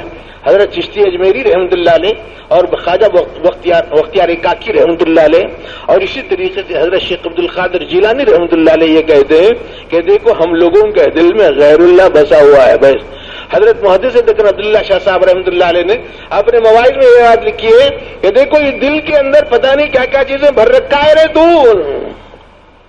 بہت خاص لفظ استعمال کیا، میں نہیں استعمال کرتا، احتیاط کے تقاضے کہتا ہے جی چھوٹا منہ بڑی بات ہو جائے گی۔ حضرت نے لکھا ہے کہ کہیں پر اس دل کے میدان میں، اس دل کے صحن میں کہیں سیندی کا گھڑا رکھا ہوا ہے، کہیں سیندی کا گھڑا رکھا ہوا ہے، کہیں حرام کے جذبات رکھے ہوئے ہیں، کہیں پر حسد کے کانٹے رکھے ہوئے ہیں، کہیں غیبت کی نجاست پڑی ہوئی ہے اور کہیں پر کفر کے کنکر پڑے ہوئے ہیں، کہیں پر نجاست اور شرک کی گندگی بسی ہوئی ہے، اور پھر بھی ہم یہ سمجھ رہے ہیں کہ ہم لوگ سکون کی سانس لے لیں۔ میرے دوستو ایسا نہیں ہوتا جب تک کہ تزکیہ نفس نہیں ہوگا، جب تک کہ تصفیہ قلب نہیں ہوگا، اور جب تک کہ تجلیہ روح کی بات نہیں ہوگی، اس وقت تک کہ ہم اطمینان کے سانس نہیں لے سکتے۔ سیدھی سی بات یہ ہے کہ اس دل میں جو غیر اللہ کی محبت آ گئی ہے وہ کسی بھی شکل میں ہوگی اس کو ہٹانا ہوگا، نور کی شکل میں بھی ہوگی تو ہٹانا ہوگا۔ حضرت ابراہیم علیہ السلام نے ستاروں کے پردوں کو چاک کیا، چاند کے پردے کو چاک کیا اور سورج کے پردوں کو چاک کر دیا اور نورانی دنیا کو چاک کر کے بتایا انی وجہت وجہی للذی فطر السماوات والارض حنیفا وما انا من المشرکین۔ ارے نورانی پردوں میں پڑے ہوئے لوگوں، تم کس خواب غفلت میں پڑے ہوئے ہو؟ کہاں میں مٹی اور پتھر کو خدا سمجھوں؟ ارے میں تو نورانی دنیا کو بھی خدا سمجھنے تیار نہیں ہوں۔ نور کے پیدا کرنے والے کو خدا سمجھنا ہے۔ ہم لوگ کہاں کہاں کفریات اور شرکیات میں پڑے پھنسے ہوئے ہیں، کس انداز سے پھنسے ہوئے۔ میرے دوست تفصیلات کا موقع نہیں، جو کچھ جب تک آپ نے ہمیں برداشت کیا یہی بہت بڑی بات ہے۔ اس لیے آخری گزارش آپ حضرات سے کرتے ہوئے کہ حالات ہر ایک کے نامشاہد ہیں، الا ماشاء اللہ، الا ماشاء اللہ، اور ہر ایک اپنے حالات کے اندر مساعدت، ہم آہنگی، موافقت، مودت، محبت، الفت اور راحت دیکھنا چاہتا ہے۔ اس کے لیے طریقہ کار یہ ہے، ایک طرف ہم اپنے علم صحیح کے ذریعے سے علم کو سیکھ کر عمل کے تقاضے کو پورا کرنے والے بنے۔ دوسری بات یہ ہے کہ ہم آپس میں محبت کے رکھنے والے بنے، کیا اپنا کیا پرایا سبھی سے السلام علیکم رہے، اور ساتھ ہی ساتھ توافق رہے۔ اختلاف رائے ہو سکتا ہے، لیکن جن چیزوں میں اختلاف رائے نہیں ہے ان چیزوں کے اندر زیادہ سے زیادہ میل ملاپ اور اتحاد اور اتفاق کی فضا قائم رکھنے کی کوشش کی جانی چاہیے۔ والد صاحب رحمۃ اللہ علیہ فرماتے تھے کہ اتحاد کے پیدا کرنے کا آسان ترین طریقہ یہ ہے کہ یہ حالات جب پیش آئیں تو کہیں صاحب میں چھوٹا ہوں آپ بڑے ہیں۔ حالات کو سنبھالا دینے کے لیے فرماتے تھے میں چھوٹا ہوں آپ بڑے ہیں، معاملہ ٹھیک ہو جائے گا۔ لیکن اگر جھگڑا ہی منظور ہے تو پھر یہ بولو میں بڑا تو چھوٹا ہوں، اب میں بڑا تو چھوٹا تو پھر جھگڑا شروع، اور اگر نہیں میں چھوٹا تو بڑا تو پھر محبت پیدا ہو جائے گی۔ لیکن جس کا جو مقام ہے اس مقام پر رکھو، مالدار مال کے ذریعے سے خدمت کرے، اور علم والا علم کے ذریعے سے خدمت کرے، جو شخص جس حیثیت کا مالک اور حامل ہے اسی حیثیت سے اپنی خدمات کو پیش کرنا چاہیے، اور ہر ایک کا اس کا اپنا ایک مقام خیال رکھنا چاہیے. بچے کو بچے کا درجہ دینا، جوان کو جوان کا درجہ دینا، عورت کو عورت کا درجہ دینا، مرد کو مرد کا درجہ دینا، یہ ہونا چاہیے. جی والد صاحب رحمۃ اللہ علیہ فرماتے تھے کیسی عجیب دنیا ہو گئی ہے، کیسے عجیب حالات ہو گئے ہیں. مرد عورت بننا چاہتا ہے، عورت مرد بننا چاہتا ہے. شعار اسلامی کے اعتبار سے وضع خطا کو پیش نظر رکھ کر ایک بات آخری بات یاد آ گئی حضرت کی، ایک بات کر کے دعا کر لیتا ہوں. فرمان لگے کیسا عجیب معاملہ ہے آدمی کا کہ دیکھو بھائی، اگر اتنے لوگوں کے اندر ایک عورت آ جائے، ایک عورت آ گئی ساڑی پہنے ہوئے، چہرے کو پاؤڈر لگا کر، ہونٹوں پر لپسٹک لگا کر، چوٹی اور کنگھی کر کے، وہ پھول وغیرہ لگا کر، لیکن آ گئی ایک بالش داڑھی کے ساتھ. کیا بھائی کیا بولیں گے آپ؟ ایک عورت آئی ساڑی کے ساتھ، کپڑوں کے ساتھ، جی چوٹی کے ساتھ، پھولوں کے ساتھ، لپسٹ لگا کے، پاؤڈر لگا کر، لیکن اس کے چہرے پہ ہے داڑھی ہے. تو کیا بولیں گے؟ ارے کیا بھائی، کیا تو بھی ہے بھائی، یہ بلا ہے کیا ہے، اگر کیا آفت ہے، مصیبت ہے، کیا ہے. اور میں جتنا برا یہ منظر ہے، اس سے برا منظر یہ ہے کہ کوئی مرد عورت کی شبیہ اختیار کرے. یہ کیسا عجیب معاملہ ہے. بولے تو لوگوں کو غصہ جی خفگی ہوتی ہے، غصہ ہوتا ہے. صاحب نرمی سے بولو، نرمی سے. چمن میں تلخ نوائی میری گوارا کر کے زہر بھی کبھی کرتا ہے کار دریا کی. میرے لوگ، جن لوگوں کے چہرے مسنون نہیں ہیں، میرے لیے مجھے معاف کر دیجیے اس چھوٹے سے موٹے جملے کی اس شدت کے اوپر کہ جن لوگوں کے چہروں پر مسنون چہرے نہیں اور داڑیاں نہیں ہے، مجھے معاف فرما دیجیے اس بات کو کہ حالت نیند میں بھی گناہگار کی فہرست میں ہے، دعا کی حالت میں بھی گناہگار کی فہرست میں ہے، عبادت کی حالت میں بھی گناہگار کی فہرست میں ہے، جی اور ذکر کی حالت میں بھی گناہگار کی فہرست میں ہے، تجارت کی حالت میں گناہگار کی فہرست میں ہے، عبادت سجدے کی حالت پر گناہگار کی فہرست میں ہے، نیند کی حالت پر گناہگار کی فہرست میں ہے، اور گناہ کنٹینیویشن کے ساتھ ہو رہا ہے، بلا وقفہ گناہ لکھا جا رہا ہے. پھر آدمی سوچ رہا صاحب میری عبادت اور میری دعا قبول کیوں نہیں ہو رہی ہوگی. مجھے معاف ہے، میں زیادہ سختی کی بات کرنے کا عادی نہیں ہوں، لیکن کبھی کبھی تھوڑی سی نرمی کر بھی جب ہم آپ کو برداشت کرتے ہیں تو کبھی ہماری ایک آدھ بات آپ برداشت کر لیں. اللہ پاک سے دعا کرتا ہوں، باتیں بہت سی تھی، بس دل کی باتیں تو پوری نہیں رکھ سکا. آپ حضرات کی محبت گوارا، آپ حضرات نے جو الفت عطا فرمائی، اتنی دیر سے آپ لوگ سن رہے ہیں، چھوٹے بڑے، نوجوان بوڑھے. اللہ پاک منتظمین کو، معلمین کو، اساتذہ کو، طلباء کو، محسنین کو، معاونین کو، اور اہل شہر کو، اور اطراف و کناف سے آئے ہوئے چھوٹے بڑے سارے ساتھیوں کو اللہ پاک ہر طرح کی بھلائی عطا کرے. اللهم صل على سيدنا محمد النبي الأمي وعلى آله وأصحابه وبارك وسلم. اللهم لك الحمد حمدا دائما مع دوامك، ولك الحمد حمدا خالدا مع خلودك، ولك الحمد حتى ترضى، ولا حول ولا قوة إلا بالله العلي العظيم. اللهم لك الحمد كما أنت أهله، وصل على سيدنا محمد كما أنت أهله، وافعل بنا كما أنت أهله، وإنك أهل التقوى وأهل المغفرة. ربنا آتنا في الدنيا حسنة وفي الآخرة حسنة وقنا عذاب النار. اے اللہ ہمارے گناہوں کو معاف فرما، خطاؤں سے درگزر فرما. اے الہ العالمین، اپنے فضل و کرم سے ہم سب کو قرآن و سنت کا صحیح علم عطا فرما. اے اللہ ہمیں علم نافع نصیب فرما. نبی علیہ السلام کی سیرت پاک کو سمجھنا عطا فرما، اس کو زندگی میں لانے کی توفیق عطا فرما. اے الہ العالمین، جتنے بھائی اور بہنیں یہاں جمع ہیں، اپنے فضل و کرم سے ہمارے اس جمع ہونے کو بے انتہا قبول فرما. ہماری زندگیوں کے صحیح رخ پر آنے کا اس مجلس کو ذریعہ بنا. ہدایت کو عام فرما دے، خصوصی رحمت نصیب فرما دے. اے کریم آقا، ہماری نسلوں کو دیندار بنا، ہمارے بچوں کو دین کے سپاہی بنا، نوجوانوں کو دین کے سپاہی بنا. اے کریم آقا، بڑوں کو دین کے کاموں کے سرپرست بنا. اے اللہ، پورے عالم میں ایمان کی ہواؤں کو چلا دے، اسلامی فضاؤں کو قائم فرما دے، اور پورے عالم میں اسلام کو غالب فرما دے. تمام مسلمانوں کی جان و مال کی حفاظت فرما، ایمان و اعمال کی حفاظت فرما. اے اللہ اپنے فضل و کرم سے پورے دین پر چلنا ہم سبوں کے لیے آسان فرما دے۔ اے اللہ اس مدرسے کو بے انتہا قبولیت نصیب فرما۔ اے اللہ اس کی کارکردگی کو بہتر سے بہتر بنا۔ اے اللہ اس میں پڑھنے والے طلباء کو سچے دین کے خاتم بنا۔ کام کرنے والوں میں اخلاص للہیت نصیب فرما۔ اے اللہ محنت کرنے والوں کو جزائے خیر عطا فرما۔ تعاون کرنے والوں کے تعاون کو بے انتہا قبول فرما۔